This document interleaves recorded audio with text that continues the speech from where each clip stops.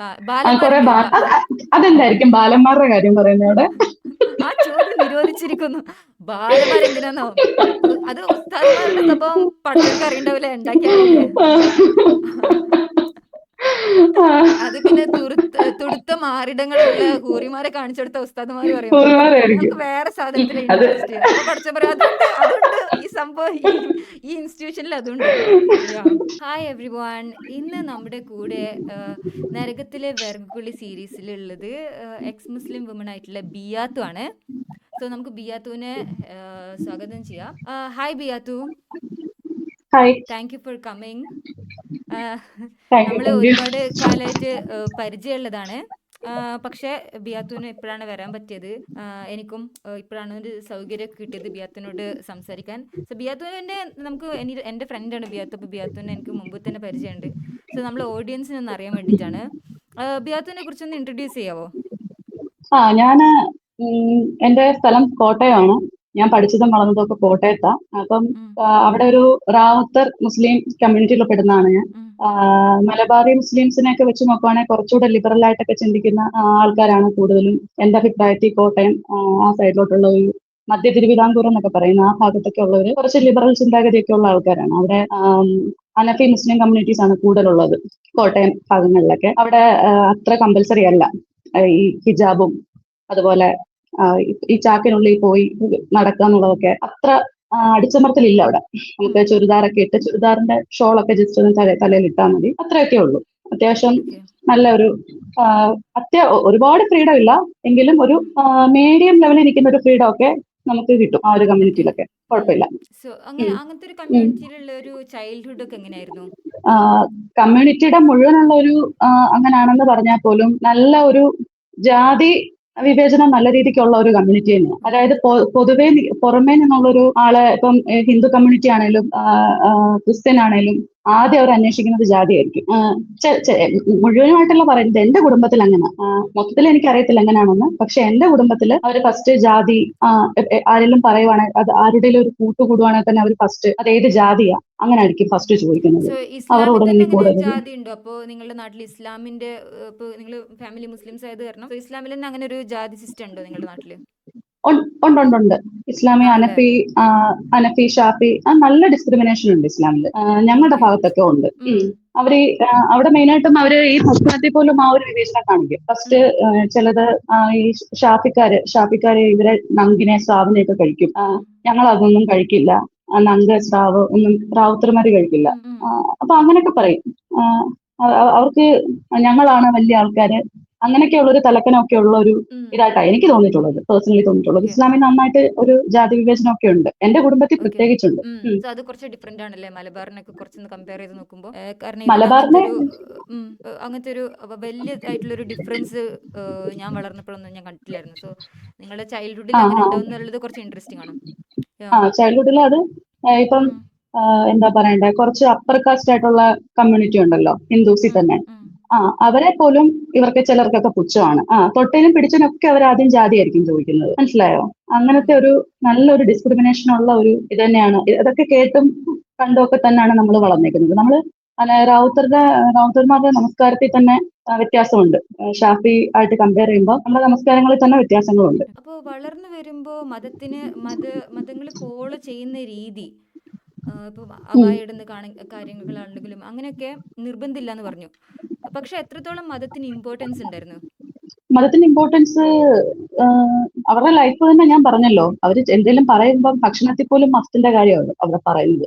ഇവൻ ഒരു ഫ്രണ്ട്സിന്റെ കാര്യം, ഏതെങ്കിലും ഒരു കൂട്ടുകാരിയുടെ കാര്യം നമ്മൾ പറയുമ്പോൾ പോലും ആദ്യം അവിടെ ജാതി എന്താണെന്നാണ് ചോദിക്കുന്നത്. അപ്പൊ മതം ജീവിതത്തിന്റെ ഒരു ഭാഗം തന്നെ ആയിരുന്നു എന്റെ ഫാമിലിയിൽ. പള്ളിയിലൊക്കെ പോകും. അത്ത പള്ളിയിൽ പോകും, അമ്മ ഈ പറഞ്ഞ പോലെ നമസ്കരിക്കും, ഓതും ഒക്കെ ചെയ്യും. നബി പറയുന്നത് വാങ്ങു മനസ്സിലൊക്കെ വരുമ്പോഴത്തേക്കിനും അതിനൊക്കെ പോകും. ഈ നമ്മുടെ പെൺകുട്ടികളുടെ വസ്ത്രധാരണത്തിൽ അത്രയും സ്ട്രിക്റ്റ് ഇല്ലെന്നേ ഉള്ളായിരുന്നു. ബാക്കിയൊക്കെ മതപരമായിട്ടൊക്കെ അത്യാവശ്യം നല്ല ദീനിയായിട്ട് തന്നെയാണ് അവരൊക്കെ ജീവിച്ചു പോകുന്നത്. ഇപ്പോഴും അങ്ങനെ തന്നെ. അപ്പൊ എപ്പോഴായിരുന്നു ഉം. ഇത് ക്വസ്റ്റ്യൻസ് ചോദിക്കാൻ തുടങ്ങിയത്? ഇപ്പോ എന്തെങ്കിലും അനുഭവം ഉണ്ടായിട്ടുണ്ടോ ഫസ്റ്റ് ആയിട്ട് ഇതിലൊരു ഡൗട്ട്, ലൈക്ക് ഇസ്ലാമിൽ ഒരു ഡൗട്ട് വരാൻ തോന്നിയ ഒരു ഫസ്റ്റ് ഇൻസിഡന്റ് എന്തെങ്കിലും ഉണ്ടായിട്ടുണ്ടോ? ഇസ്ലാമിൽ പണ്ടോട്ടേ ഇങ്ങനെ ഓരോ കുട്ടികളൊക്കെ നന്നായിട്ട് ഒരുങ്ങി പോകുന്നത്, നമ്മൾ ഈ പൊട്ടൊന്നും നമുക്ക് തൊടാൻ പറ്റത്തില്ലല്ലോ. അപ്പൊ പണ്ടോട്ടേ എനിക്ക് പൊട്ട് തൊടുന്നതൊക്കെ ഭയങ്കര ഇഷ്ടമായിരുന്നു. നമുക്കതൊന്നും പറ്റത്തില്ല. ഈ പൊട്ട് ചന്ദനക്കുറിയൊക്കെ തൊടുന്നത് ഇഷ്ടമായിരുന്നു. ഉം. അപ്പൊ ഞാൻ ചോദിക്കുമ്പോ പറയും, അപ്പൊ അമ്മായോട് ഞാൻ ചോദിക്കും, വളരെ കുഞ്ഞായിട്ടിരിക്കുന്ന സമയത്തൊക്കെ ചോദിക്കുമ്പോ പറയും, അപ്പൊ പറയും നമ്മുടെ നെറ്റിയിൽ തന്നെ അഷ്ഹദു അല്ലാ ഇലാഹ ഇല്ലല്ലാഹ് എന്ന് എഴുതിയിട്ടുണ്ട്, അതുകൊണ്ട് നമുക്ക് പൊട്ട് തൊടാൻ പറ്റില്ല, അങ്ങനെയൊക്കെ പറഞ്ഞ് നമ്മൾ കുഞ്ഞല്ലേ. ഉം. അപ്പൊ നമ്മളതൊക്കെ അപ്പൊ എന്റെ അടുത്ത് ഇതുപോലെ ഫ്രണ്ട്സ് ഒക്കെ കൊച്ചു പിള്ളേരെ ഒക്കെ ചോദിച്ചു, എടേ നീ എന്താ പൊട്ടൊന്നും തൊടാത്തത്? അപ്പൊ ഞാൻ പറഞ്ഞു, ഞങ്ങളുടെ നെറ്റിയിൽ ഇത് അഷ്ഹദു അല്ലാ ഇലാഹ ഇല്ലല്ലാഹ് എന്ന് എഴുതിയിട്ടുണ്ട്, അതാണ് ഞങ്ങൾക്ക് പൊട്ടൊന്നും തൊടാൻ പറ്റത്തില്ല ഉം. അതെ. എന്ന് പറഞ്ഞു. ആ അപ്പൊ ഞാൻ അതൊക്കെ വിശ്വസിച്ചു. അപ്പം ഞാൻ പണ്ടൊക്കെ നമ്മൾ വിചാരിക്കുന്നുണ്ട്, അയ്യോ ഈ ഒരു ഇതില് നമ്മൾ ജനിച്ചത് നമ്മുടെ ഭാഗ്യമാണ്, നമുക്ക് നമ്മുടെ ഭാഗ്യമാണ്. അപ്പൊ പണ്ട് മദ്രസയിലൊക്കെ ഞാൻ 7ാം ക്ലാസ് വരെ ഓതിയതാ. ഉം. അപ്പൊ മദ്രസയിലൊക്കെ പോകുമ്പോഴും ഇതുപോലെ ഉസ്താക്കന്മാരൊക്കെ നമുക്ക് മുഹമ്മദ് നബിയൊക്കെ ഭയങ്കര ഒരു ദൈവിക പരിവേഷം, ഒരു ഭയങ്കര മാലാഖയെ പോലാണ് നമ്മളെ പഠിപ്പിക്കുന്നത്. അറിയാലോ ബാത്തുവിന്, ഉം. നമ്മളെല്ലാം മദ്രസയിൽ പോകുമ്പോഴത്തേക്കും നമുക്ക് ഇതിന്റെ പോസിറ്റീവ് സൈഡ് മാത്രമല്ലേ പഠിപ്പിക്കത്തുള്ളൂ. ഉം. വേറെ ഒന്നും നമ്മളോടൊന്നും പറഞ്ഞു തരത്തില്ലല്ലോ. ഖുർആനൊന്നും നമ്മളെ പഠിപ്പിക്കത്തില്ല, അർത്ഥം പോലും മനസ്സിലാക്കിയല്ല നമ്മളെ പഠിപ്പിക്കുന്നത്. ഖുർആൻ വെറുതെ ഒന്ന് ഒതുക്കുക, പിന്നെ കുറെ താരീഖ്, തജ്വീദ്, ലിസാനുൽ ഖുർആൻ, ദീനിയാത്ത്, അമലിയാത്ത്, അങ്ങനെ ഫിഖ്, അങ്ങനെ കുറെ കാര്യങ്ങൾ മാത്രമേ നമ്മളെ പഠിപ്പിക്കത്തുള്ളൂ. ഈ ഖുർആന്റെ മലയാളം ഒന്നും നമ്മളെ പഠിപ്പിക്കത്തില്ല. അതുകൊണ്ട് അവിടെ നമ്മൾ ക്വസ്റ്റ്യൻ ചോദിക്കത്തില്ല, നമുക്ക് അറിയത്തില്ല. അപ്പൊ ഇവർ കൊച്ചു പ്രായത്തിൽ അങ്ങ് ഇൻജെക്ട് ചെയ്ത് തരും, ഇവരിങ്ങനെ ഫീഡ് ചെയ്ത് തരുന്നത് നമ്മൾ അങ്ങ് വീഴുന്നു. നമ്മൾ പഠിപ്പിക്കുന്നത് എന്താ, മുഹമ്മദ് നബി വളരെ മാനവരിൽ മഹോന്നതനാണ്, അത്രയും നല്ലൊരു വ്യക്തിത്വമാണ്, മുഹമ്മദ് നബിയെ കുറിച്ച് നല്ല കാര്യങ്ങൾ മാത്രം. അപ്പം പണ്ടൊക്കെ മുഹമ്മദ് നബി ആരെങ്കിലും എന്തെങ്കിലും പറയുവാണെങ്കിൽ നമുക്ക് ദേഷ്യമാണ് വരുന്നത്, ഈ മറ്റേ ജോസഫ് മാഷിന്റെ കൈ വെട്ടി എന്നൊക്കെ പറയത്തില്ലേ. പണ്ടൊക്കെ ഞാൻ സത്യസന്ധമായിട്ട് പറഞ്ഞാല് ആ വാർത്തയൊക്കെ കേട്ട് ഞാൻ സന്തോഷിച്ചിട്ടുണ്ട്. കണ്ട മുഹമ്മദ് നബി അങ്ങനെ അപമാനിച്ച് അവന്റെ കൈ വെട്ടി കളഞ്ഞു, നന്നായി, അങ്ങനെ ചെയ്യണം. നമ്മുടെ നബി ആരെങ്കിലും എന്തെങ്കിലും പറയുവാണെങ്കിൽ അപ്പൊ തന്നെ അവന്മാർക്ക് തിരിച്ച് അതെ. തക്കതായിട്ടുള്ള ശിക്ഷ കൊടുക്കണം. ഭയയിരിക്കണം. അതെ. ആ അങ്ങനെ ഒരു ഭയം വേണം. അപ്പം പണ്ടൊക്കെ നമ്മളൊക്കെ സന്തോഷിച്ചിട്ടുണ്ടായിരുന്നു. പിന്നെ കുറെ വർഷങ്ങൾ കഴിഞ്ഞ് ഇത് എടുത്തപ്പം, ഇത് ഫസ്റ്റ് ഞാൻ ഈ ക്വസ്റ്റ്യൻ ചോദിക്കാൻ തുടങ്ങിയത് റീസെന്റ് ആയിട്ട്, അതായത് 1.5 വർഷത്തിന് മുമ്പ് ഒരു റമളാൻ മാസത്തില് ഒരു ഖുർആൻ കോമ്പറ്റീഷൻ വന്നു. മിസ്ബാഹ് എന്ന് പറയുന്ന ഒരു ഖുർആൻ കോമ്പറ്റീഷൻ. അപ്പൊ അതിന് 2 സൂറത്താണ് പഠിക്കാൻ തന്നത്. ഒന്ന് സൂറത്തുൽ അൻഫാലും പിന്നെ രണ്ടാമത്തത് സൂറത്തുൽ യൂനിസ്. അപ്പം ഈ സൂറത്തുൽ അൻഫാല് വന്നു. അപ്പൊ അന്ന് എനിക്ക് പ്രത്യേകിച്ച് വേറെ ജോലിയൊന്നും ഇല്ലായിരുന്നു, വീട്ടിൽ വെറുതെ ഇരിക്കുന്ന സമയമായിരുന്നു. രാവിലെ എനിക്ക് 2 മക്കളാണ്. അപ്പം അന്ന് മോളില്ലായിരുന്നു, മോൻ മാത്രമേ ഉണ്ടായിരുന്നുള്ളൂ. അപ്പം മോനെ സ്കൂളിലൊക്കെ വിട്ട് കഴിഞ്ഞിട്ട് എനിക്ക് വേറെ ഒന്നും പഠിക്കാനോ ഒന്നുമില്ല. അപ്പൊ ഞാൻ ഓർത്തുന്നെ ഖുർആൻ പഠിച്ചേക്കാം, നമ്മൾ ഇത്രയും നാളൊരു വിശ്വസിച്ച് വന്നൊരു ഒരു ഗ്രന്ഥമല്ലേ, നമുക്ക് ഇതുവരെ അതിനെ ഓതാൻ നന്നായിട്ട് അറിയാം, നോക്കി ഓതാൻ അറിയാം, പക്ഷെ അർത്ഥമൊന്നും അറിയത്തില്ല. ഇപ്പോഴാണ് കുറെ ട്രാൻസ്ലേറ്ററും ഒക്കെ നമുക്ക് അവൈലബിൾ ആണ്, ഖുർആൻ ലൈറ്റ് ഒക്കെ അവൈലബിൾ ആണ്. അപ്പം അങ്ങനെ ഒരു തോന്നി, വെറുതെ അർത്ഥം മനസ്സിലാക്കി പഠിക്കാന്ന് വെച്ചിട്ട് ഞാൻ പഠിക്കാൻ പോയി. ഫസ്റ്റ് പഠിച്ചത് നമ്മുടെ സൂറത്തുൽ അൻഫാൽ, ബദർ യുദ്ധം എന്ന് പറയുന്നത്. അപ്പം അത് നല്ല ചാപ്റ്റർ, തുടങ്ങാൻ പറ്റിയ ചാപ്റ്റർ. ബദർ യുദ്ധത്തിനെ കുറിച്ചാണ് പഠിച്ചത്. ഫസ്റ്റ് ഇത് വായിച്ച് അങ്ങനെ ആദ്യം ഒരു 10 വായിച്ചിട്ട് 10 ആയത്ത് വെച്ച് വായിച്ചിട്ട് അതിന്റെ അർത്ഥം മനസ്സിലാക്കി പോകാന്ന് വെച്ചു. അങ്ങനെ എഴുതിയാ ഞാൻ എല്ലാം പഠിക്കുന്നത്. അപ്പൊ ഫസ്റ്റ് ഞാനൊരു നോട്ട്ബുക്കും കൂടെ കൊണ്ടിരുന്നു. ഒന്നാമത്തെ 10 ആയത്ത് അറബി വായിച്ചു നോക്കി, 10 ആയത്തിന്റെയും മലയാളം എഴുതി. അങ്ങനെ മലയാളം എഴുതി കുറെ വന്നപ്പോഴത്തേക്കിനും എന്തൊക്കെയോ എനിക്ക് തോന്നുന്നു, ഇത് എന്തൊക്കെയാ ഈ പറയുന്നത്, ഇതിനകത്ത് എന്തൊക്കെയാ പറയുന്നത്, പിടിമുതലുകളെല്ലാം അള്ളാഹുവിനും അള്ളാഹുവിന്റെ റസൂലിനും ആകുന്നു. ഇതുപോലെ നിങ്ങളെ ആരെങ്കിലും എതിർക്കും, അള്ളാഹുവിന്റെ റസൂലിനെ ആരെങ്കിലും എതിർക്കുവാണെങ്കിൽ നിങ്ങൾ അവന്റെ തല എറുത്തുകൊള്ളുവിൻ. അങ്ങനെയൊക്കെയുള്ള വളരെ തീവ്രവാദപരമായിട്ടുള്ള കുറെ ആയത്തുകൾ ഇങ്ങനെ വരുന്നു. എനിക്കത് ഒട്ടും നമുക്ക് ഡൈജസ്റ്റ് ചെയ്യാൻ പറ്റില്ല. അപ്പൊ ഞാൻ ചിന്തിച്ചു, പിടിമുതലുകൾ എന്തിനാ ദൈവത്തിന്, ഒരു പ്രപഞ്ച സൃഷ്ടാവിന് എന്തിനാ പിടിമുതല്? ഒരു പാവപ്പെട്ട ഗോത്രത്തിനെ ചെന്ന് അവരെ അവരുടെ പുരുഷന്മാരെ എല്ലാം കൊന്നിട്ട് അവിടുത്തെ പെണ്ണുങ്ങളെയും അവിടുത്തെ ധാന്യങ്ങളും അവിടുത്തെ സമ്പത്തും ഒക്കെ കൊള്ളയടിച്ചുകൊണ്ട് വരുന്ന അതിനെയാണല്ലോ ഈ പിടിമുതലെന്ന് ഇവര് പറയുന്നത്. ഈ പിടിമുതൽ എന്തിനാ പ്രപഞ്ച സൃഷ്ടാവായിട്ടുള്ള അള്ളാഹുവിനെന്ന് ഞാൻ ചിന്തിച്ചു. ആ ഒരു ഒറ്റ പോയിന്റിൽ ഞാൻ ചിന്തിച്ചു. അപ്പൊ ഞാൻ ചിന്തിച്ച്, പഠിച്ചോനെ ഇതെന്തോ ഇതിനകത്തൊക്കെ എഴുതി വെച്ചേക്കുന്നത്, നമ്മൾ ഇതൊക്കെയാണോ ഭയങ്കര വിശുദ്ധ ഗ്രന്ഥം എന്നൊക്കെ കൊണ്ടുനടന്നതെന്നൊക്കെ ചോദിച്ചു. എനിക്കൊന്ന് ഭയങ്കര സങ്കടമായി പോയി. അതെ, അപ്പൊ ഞാൻ എന്റെ തോന്നലായിരിക്കും എന്ന് ഓർത്തു. അങ്ങനെ ഞാന് നമ്മുടെ ആലപ്പുഴയിലുള്ള ഒരു ഉസ്താദ് ഉണ്ടായിരുന്നു. ഞാൻ ആ ഉസ്താദിനോട് പോയി ചോദിച്ചു, ഉസ്താദ് ഇതെന്താ ഇങ്ങനെ? അല്ലല്ല, സുഹരി ഉസ്താദല്ല, വേറെ ഉസ്താദ്. ആലപ്പുഴ ഉസ്താദിനോടാണ് നേരിട്ട് പോയി ചോദിച്ചത്. അങ്ങനെ കോട്ടയത്തുള്ള ഒരു സ്ഥലത്താണ്, കോട്ടയത്തുള്ള ഒരു പള്ളിയിലെ ഉസ്താദിനോട് ഞാൻ ചാറ്റ് ചെയ്ത് ചോദിച്ചു, ഫേസ്ബുക്കിൽ കൂടെ ചോദിച്ചു. അപ്പം ആ പുള്ളി പറഞ്ഞത്, ഇത് അങ്ങനെ നിങ്ങൾ ഓവർ തിങ്കിങ് ചെയ്യരുതൊന്നും, അത് അള്ളാഹുവിന്റെയും അള്ളാഹുവിന്റെ റസൂലിന്റെയും ഗ്രന്ഥവാ, അവിടുന്ന് എന്താണോ പറഞ്ഞേക്കുന്നത് അത് മുഴുവൻ നമ്മൾ എടുക്കുക, പ്രാവർത്തികമാക്കുക, നമ്മൾ അതനുസരിച്ച് ജീവിക്കാമെന്ന് മാത്രമേ ഉള്ളൂ. അല്ലാതെ നമ്മൾ തിരിച്ചൊന്നും ചോദിക്കാൻ പാടില്ല. അത് ഭയങ്കര ദോഷമാണ്. ഓവർ തിങ്കിങ് ഇബിലീസിന്റെ ഭാഗത്തുനിന്ന് വരുന്നതാണ്. നിങ്ങൾ ഇനി കൂടുതലൊന്നും പഠിക്കാൻ ആ, ആ അപ്പൊ അങ്ങനെ അങ്ങനെ ഓൺലൈനിൽ കൂടെ എനിക്ക് അങ്ങനെ ചോദിച്ചു. എനിക്ക് അങ്ങനെയാണ് റിപ്ലൈ വന്നത്. അപ്പൊ ഞാൻ പിന്നെ ആലപ്പുഴയിൽ ഒരു ഉസ്താദ് ഉണ്ടല്ലോ, ആ ഉസ്താദിനോടൊന്നും കൂടെ പോയി, ഒരു ഉസ്താദ് അല്ല, വേറൊരു ഉസ്താദ്, ഒരു പ്രായമുള്ള ഉസ്താദ്. ആ ഉസ്താദിനോട് പോയി ചോദിച്ചപ്പോഴും പുള്ളി ഇങ്ങനെ തന്നെയാ പറഞ്ഞത്. അതൊക്കെ ഓരോ അന്നത്തെ കാലഘട്ടത്തിൽ ഓരോ കോണ്ടെക്സ്റ്റ് ഉണ്ട്, അതിനനുസരിച്ചിട്ടാണ് ഇതുപോലുള്ള ഓരോ ആയത്തുകളൊക്കെ ഇറങ്ങുന്നത്. അത് ഇന്നത്തെ കാലമായിട്ട് നമ്മൾ ചിന്തിക്കാൻ പോകരുത്. അങ്ങനെ ചിന്തിച്ചു കഴിഞ്ഞാൽ പിന്നെ നമുക്കത് ഭയങ്കരമായിട്ടും തെറ്റായിട്ട് തോന്നും. അന്നത്തെ കാലമല്ല ഇന്നത്തെ കാലം എന്നൊക്കെയാ പുള്ളി പറഞ്ഞത്. അപ്പൊ ഞാൻ ചോദിച്ചു, ഉസ്താദേ, അപ്പം ഇത് ലോകാവസാനം വരെയുള്ള മനുഷ്യർക്ക് മാതൃകയായിട്ടാണല്ലോ ഈ പുസ്തകം ഇറക്കിയേക്കുന്നത്. അപ്പൊ പിന്നെ നമ്മളത് എങ്ങനെ അന്നത്തെ കാലം ഇന്നത്തെ കാലം എന്നൊക്കെ ഈ ലോകാവസാനത്ത് അങ്ങനെ ഇത് വരും, ഒരു കോൺട്രഡിക്ടറി ടേം അല്ലേ അങ്ങനെ വരുന്നത്. അപ്പൊ നമുക്കത് പറയാനായിട്ടുള്ള ഇതുണ്ടോന്ന് ചോദിച്ചു, സ്കോപ്പ് ഉണ്ടോന്ന് ചോദിച്ചു. അന്നേരം പുള്ളി ഉരുണ്ട് കളിക്കുന്നു. അവർക്ക് പറയാനായിട്ട് മറുപടിയില്ല. അങ്ങനെ പിന്നെ ഞാൻ നേരെ ജാമിദ ടീച്ചറിന്റെ ക്ലാസ് കണ്ടു. ജബ്ബാർ മാഷ്, ആരിഫ് ഹുസൈൻ ഇവരുടെയൊക്കെ ക്ലാസ് കണ്ടു. അതിനകത്ത് കുറെ ആൾക്കാർ ഇങ്ങനെ പറയുന്നതൊക്കെ കണ്ടു. പിന്നെ ലിയാഖത്ത് അലിയുടെ ക്ലാസ് കണ്ടു. അപ്പം ഇതിനെയൊക്കെ ഒപ്പോസ് ചെയ്യാനായിട്ട് ഉസ്താദുമാർക്കൊന്നും പറ്റുന്നില്ല. മനസ്സിലായോ? അങ്ങനെ ഒരു പാത്തു ശ്രദ്ധിച്ചിട്ടില്ല. ഇവരെ ഒന്നും ഒപ്പോസ് ചെയ്യാനായിട്ട് ആർക്കും പറ്റത്തില്ല. പക്ഷെ അവര് തെളിവ് സഹിതമാണ് കാര്യങ്ങൾ പറയുന്നത്. ഇവർ എത്ര കിടന്നുരുളാൻ ശ്രമിച്ചിട്ടും അങ്ങോട്ട് പറ്റുന്നില്ല. കാരണം ഇവർ പറയുന്നതൊക്കെ സത്യമാണ്. ഇതിനകത്ത് എന്താണ് എഴുതി വെച്ചേക്കുന്നത് വിത്ത് റെഫറൻസ് ആണ് അവർ പറയുന്നത്. അങ്ങനെ ഞാൻ എല്ലാ കാര്യങ്ങളും വായിച്ച് നോക്കി പിന്നെ മനസ്സിലാക്കി അടിമ സ്ത്രീകൾ, ഖുറാനിലെ അടിമ സ്ത്രീകൾ അവിടെ വെറും ഒരു വിൽപ്പന ചരക്കിനെ പോലല്ലേ. അപ്പൊ ഞാൻ ചിന്തിച്ചു, ഈ അടിമ സ്ത്രീകളെ എന്താ അള്ളാഹു സൃഷ്ടിച്ചതല്ലേ, അള്ളാഹുവിന്റെ സൃഷ്ടിയല്ലേ. ഒരു സൃഷ്ടിയോട് ഇത്രയും വിവേചനം പാടുണ്ടോ? ഒരു പ്രപഞ്ച സൃഷ്ടാവ് ഒരു സൃഷ്ടി ഇത്രയും വിവേചനപരമായിട്ട് കാണിക്കുമോ? അതിനെ അടിമ സ്ത്രീയെ മാർക്കറ്റിൽ പോയി വാങ്ങിക്കാം, ഒരാൾക്ക് ഉടമയ്ക്ക് തോന്നിയതുപോലെ എന്തും ചെയ്യാം, കൊല്ലാം, എന്ത് വേണേലും ചെയ്യാം. പിന്നെ അങ്ങനെ മാറിയത്തിൽ കിബത്തിയെ കുറിച്ച് പഠിച്ചു. അങ്ങനെ ഓരോ കാര്യങ്ങളും നമ്മൾ പഠിച്ചു വന്നപ്പോൾ ഇത് ഒട്ടും കൊള്ളാത്തൊരു ഇതാണെന്ന് എനിക്ക് മനസ്സിലായി. അങ്ങനെ ഞാനാണ് ഇത് വിട്ട് എക്സ് മുസ്ലിമിലേക്ക് വന്നത്. ഈ പൊതുവെ ആളുകൾ പറയുന്ന, ഇപ്പോ എക്സ് മുസ്ലിംസിനെ ക്രിട്ടിസൈസ് ചെയ്യുന്ന ആളുകൾ പറയുന്ന ഒരു ന്യായീകരണമാണ്, അവരുടെ ഒരു ആർഗ്യുമെന്റ് ആണ്. ഇപ്പോ ബിയാത്ത് നേരത്തെ പറഞ്ഞല്ലോ, പൊട്ട് തൊടാൻ ആഗ്രഹം ഉണ്ടായിട്ടും പൊട്ട് തൊടാൻ പറ്റിയിട്ടില്ല എന്നൊക്കെ. അപ്പൊ ഇതുപോലെ ഞാൻ അതിലേക്ക് വരുന്ന, നമ്മുടെ നാട്ടിൽ ക്യൂടെക്സ് എന്നൊക്കെ പറഞ്ഞു, നെയിൽ പോളിഷ്. അപ്പോൾ മുസ്ലിം ഗേൾസിനൊന്നും നെയിൽ പോളിഷ് ഇടാനൊന്നും അധികം സമ്മതിക്കൂല. കാരണം നമ്മുടെ നാട്ടിൽ അങ്ങനെ നെയിൽ പോളിഷ് ഇടാൻ സമ്മതിക്കൂല. എന്താ കാരണം എന്ന് വെച്ചാല് മരിച്ചു പോകുമ്പോൾ അതിങ്ങനെ ചൊരണ്ടി എടുക്കേണ്ടി വരും എന്ന് പറഞ്ഞു. അപ്പൊ ഇവർക്ക് നെയിൽ പോളിഷ് റിമൂവർ യൂസ് ചെയ്തൂടെ?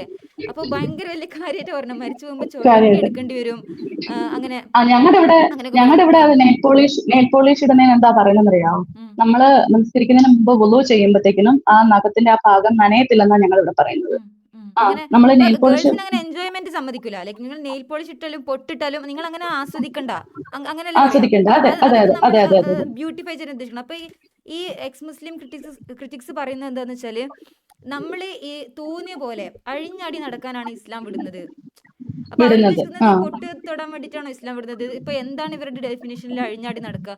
ബിക്കോസ് ഞാൻ തന്നെ ബിയാത്തിനെ കണ്ടിട്ടുണ്ട്. എപ്പോഴെങ്കിലും നമ്മള് ഇന്റർനെറ്റിൽ ഇവരിങ്ങനെ ഓരോ ന്യായീകരണം പറഞ്ഞു വരുമ്പോൾ നമ്മൾ മറുപടി കൊടുക്കുമ്പോൾ അവര് അപ്പോൾ തന്നെ തിരിച്ച് മറുപടി പറയുന്നതാണ്, നിങ്ങൾ വേറെ തരത്തിലുള്ള സ്ത്രീകളാണ്, നിങ്ങൾ മോശം സ്ത്രീകളാണ്, നിങ്ങൾ അങ്ങനെ നമ്മൾ പല രീതിയിലുള്ള വാക്കുകൾ യൂസ് ചെയ്തിട്ട് അബ്യൂസ് ചെയ്യുക. അങ്ങനെയൊക്കെ കമന്റ്സ് ചെയ്തിട്ടില്ലേ? നമ്മൾ എക്സ് മുസ്ലിം വുമൺ ആയത് ഇവര് വേറെ തരം സ്ത്രീകളാണെന്നുള്ള രീതിയിലുള്ള ഷെയ്മിങ്, അത് ഭയങ്കരമായിട്ട് റാമ്പന്റ് ആണല്ലോ. അപ്പൊ എന്തുകൊണ്ടാണ് ബിയാത്ത് എന്താ വിചാരിക്കുന്നത്, ഇവരെന്താ ഇങ്ങനെ ചിന്തിക്കുന്നത്? അവർ ചിന്തിക്കുന്നതിന് ഒരു കാര്യം, പ്രധാനപ്പെട്ട കാര്യം, അവർക്ക് വിദ്യാഭ്യാസവും അതുപോലെ തന്നെ കാര്യങ്ങൾ കുറെ കൂടെ അനലൈസ് ചെയ്ത് കുറെ ചിന്തിക്കുന്ന സ്ത്രീകളെ അവർക്ക് പേടിയാണ്. അവർക്ക് പേടിയാണ്. അവർക്ക് കാര്യങ്ങൾ, നമ്മൾ എന്തുകൊണ്ടാ ഇസ്ലാം വിട്ടത്? നമ്മൾ കാര്യങ്ങൾ മനസ്സിലാക്കി, അതിൽ എഴുതി വെച്ചേക്കുന്ന എന്തൊക്കെയാണോ ഉള്ളത്. ഇന്നത്തെ ആനുകാലിക സംഭവങ്ങളുമായിട്ട് നമ്മൾ വെച്ച് നോക്കുമ്പോൾ എന്തുകൊണ്ടാ ഇപ്പോഴും താലിബാനിലും അവിടെ ഇവിടെയൊക്കെ ഇപ്പോഴും 9 വയസ്സുള്ള കുട്ടികളുടെ ബാലവിവാഹം നടക്കുന്നില്ലേ? ഇപ്പോഴും മറ്റേ നമ്മുടെ നാദിയ മുറാദ് എന്ന് പറയുന്ന പെൺകുട്ടി നോബൽ പ്രൈസ് വിന്നർ ആയിരുന്നു. സമാധാനത്തിനുള്ള നോബൽ പ്രൈസ് കിട്ടിയ നാദിയ മുറാദ്. അവര് UN വന്നിട്ട് കുറെ കാര്യങ്ങൾ പറഞ്ഞത് നമ്മൾ കണ്ടതല്ലേ? ഈ ഭീകര സംഘടന അവര് കുറെ അവരെ പീഡിപ്പിക്കുകയും ഉപദ്രവിക്കുകയും ഒക്കെ ചെയ്തിട്ട് അതൊക്കെ അടിമയാക്കി വെച്ചതൊക്കെ ഈ ഖുറാനിൽ പറഞ്ഞിട്ടുള്ള ഈ സംഭവങ്ങളൊക്കെ തന്നെയല്ലേ അവര് ചെയ്തത്. അപ്പം അത് ഈ അടിമത്വം ഒക്കെ ഈ മാനവരാശിക്ക് തന്നെ അത് ആപത്താണെന്ന് നമ്മളെ ഖുറാൻ പഠിപ്പിച്ചോ? ഇല്ല. അത് നല്ലതാണ്. അതിനെ പ്രൊമോട്ടാ ചെയ്തേക്കുന്നത്. അടിമത്തത്തെയും ബാലവിവാഹത്തിനെയും ഒക്കെ പ്രൊമോട്ട് ചെയ്തേക്കുന്ന ഒരു സാധനമാണ് ഈ ഖുർആൻ. അത് കൊള്ളത്തില്ലെന്ന് എങ്ങും പറഞ്ഞിട്ടില്ല. അതുകൊണ്ടാണ് ഇവിടെ പലയിടത്തും ഈ ആ പ്രശ്നങ്ങളൊക്കെ നടക്കുന്നത്. അപ്പൊ നമ്മൾ അതൊക്കെ വെച്ച് നമ്മൾ കുറെ കാര്യങ്ങളൊക്കെ വെച്ച് നമ്മൾ പഠിച്ച് മനസ്സിലാക്കി. അപ്പം നമ്മളെ അവർക്ക് ജയിക്കാൻ പറ്റത്തില്ല. നമ്മൾ എന്തെങ്കിലും കാര്യങ്ങൾ കമന്റ് ഇടുമ്പം നമ്മളെ അവർക്ക് ജയിക്കാൻ പറ്റത്തില്ല. അപ്പൊ അവർക്ക് നമ്മളെ ജയിക്കാൻ വേണ്ടിയിട്ട് പറ്റുന്ന ഏറ്റവും ഒരു നല്ല ഒരു ആയുധമാണ് ഈ സ്ലട്ട് ഷെയിം ചെയ്യുക എന്നുള്ളത്. അപ്പൊ നമ്മളെ ജയിക്കാൻ വേണ്ടിയിട്ടാണ് അവർ പറയുന്നത്. അല്ലാതെ കാര്യങ്ങൾ പറഞ്ഞ് നമ്മളുമായിട്ട് ഡിബേറ്റ് സംഘടിപ്പിച്ച് നമ്മളെ ഫാക്ട് പറഞ്ഞ് തോപ്പിക്കാൻ അവരെ കൊണ്ട് പറ്റത്തില്ല. കാരണം നമ്മൾ പറയുന്നത് സത്യമാണ്, ശരിയാണ്. നമ്മൾ പഠിച്ചിട്ടാ പറയുന്നത്.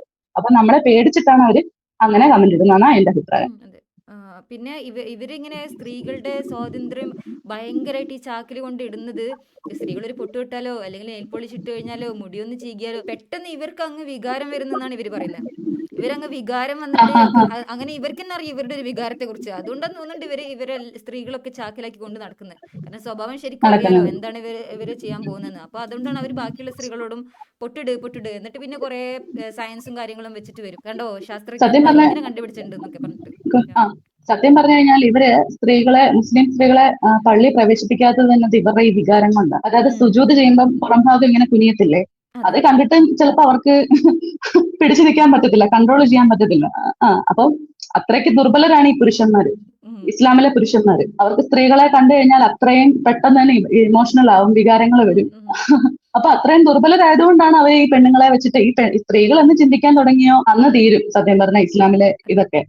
ഇപ്പോഴും ഓക്കെ. പേടിച്ചിട്ടൊക്കെ തന്നെയാണ് പേടിച്ചിട്ടും അതുപോലെ സ്വന്തമായിട്ട് ഒരു വരുമാനമൊന്നും ഇല്ലാത്ത സ്ത്രീകളാണ് ഇപ്പോഴും ചാക്കിനുള്ളിൽ തന്നെയൊക്കെ നടക്കുന്നത്.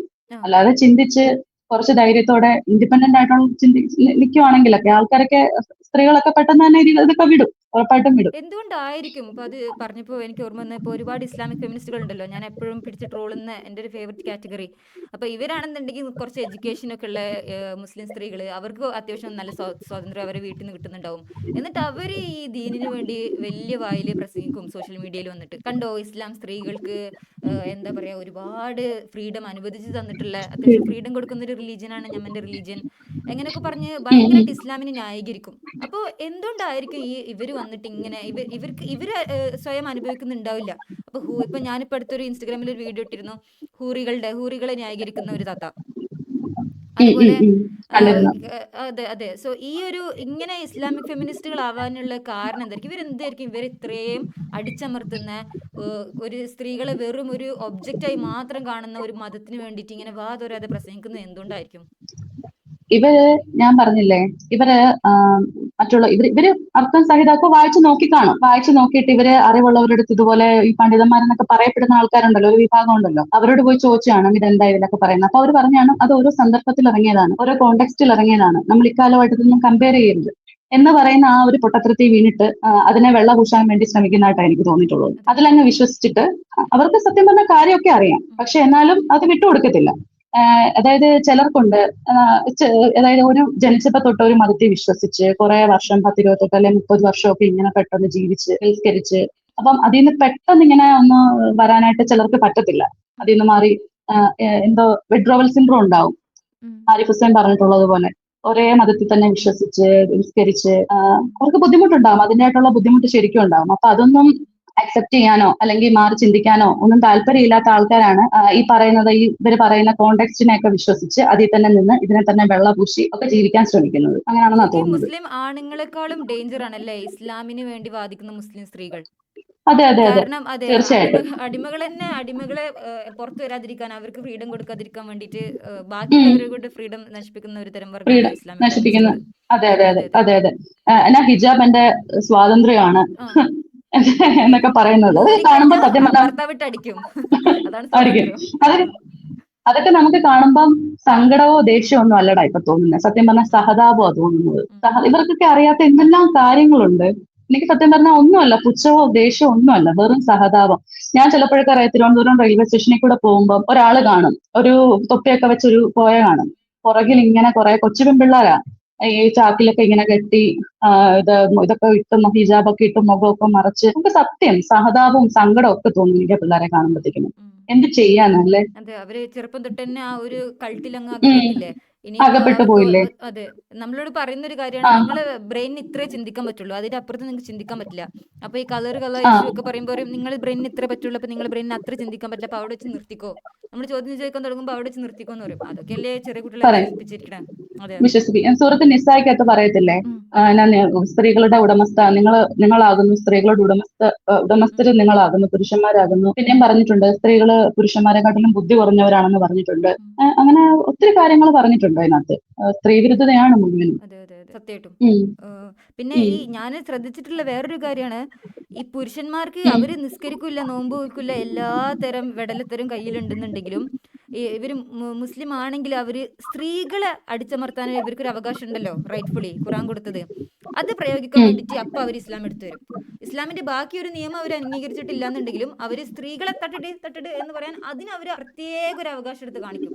ആ ഒരവകാശമാണ്. സമയത്ത് മാത്രം അതൊരു പ്രത്യേക അവരുടെ ഇസ്ലാം ആ പൊങ്ങി വരും. ആ. പൊങ്ങി വരും. അതൊരു അവരുടെ ഒരു പ്രത്യേക സുഖമാണ്. അതായത് അതെ ഇത്രയും നാളും അടിച്ചമർത്തിയിട്ട് അതൊരു ഒരു സുഖമാണത്. അവർക്കത് അതെ അതിൽ നിന്ന് മാറുമ്പോഴത്തേക്കിനും അവർക്കത് പറ്റത്തില്ല. പെണ്ണുങ്ങളെ എപ്പോഴും ഇങ്ങനെ അടിച്ചമർത്തിയിട്ട് ഒരു അടിമ ഉടമ ആ ഒരു ഇത് ഉള്ളത് ചിലർക്കൊക്കെ അതൊരു ഒരു പ്രത്യേക സുഖം തരും. അതെ അതെ, കൺട്രോൾ അതുകൊണ്ടാണ് ചെയ്യുമ്പോൾ അങ്ങനെയൊക്കെ നല്ലൊരു ചെയ്യുന്നത്. സുഖമായിരിക്കും. അതെ അതെ ആ അതെ നല്ല സുഖമായിരിക്കും. അതെ.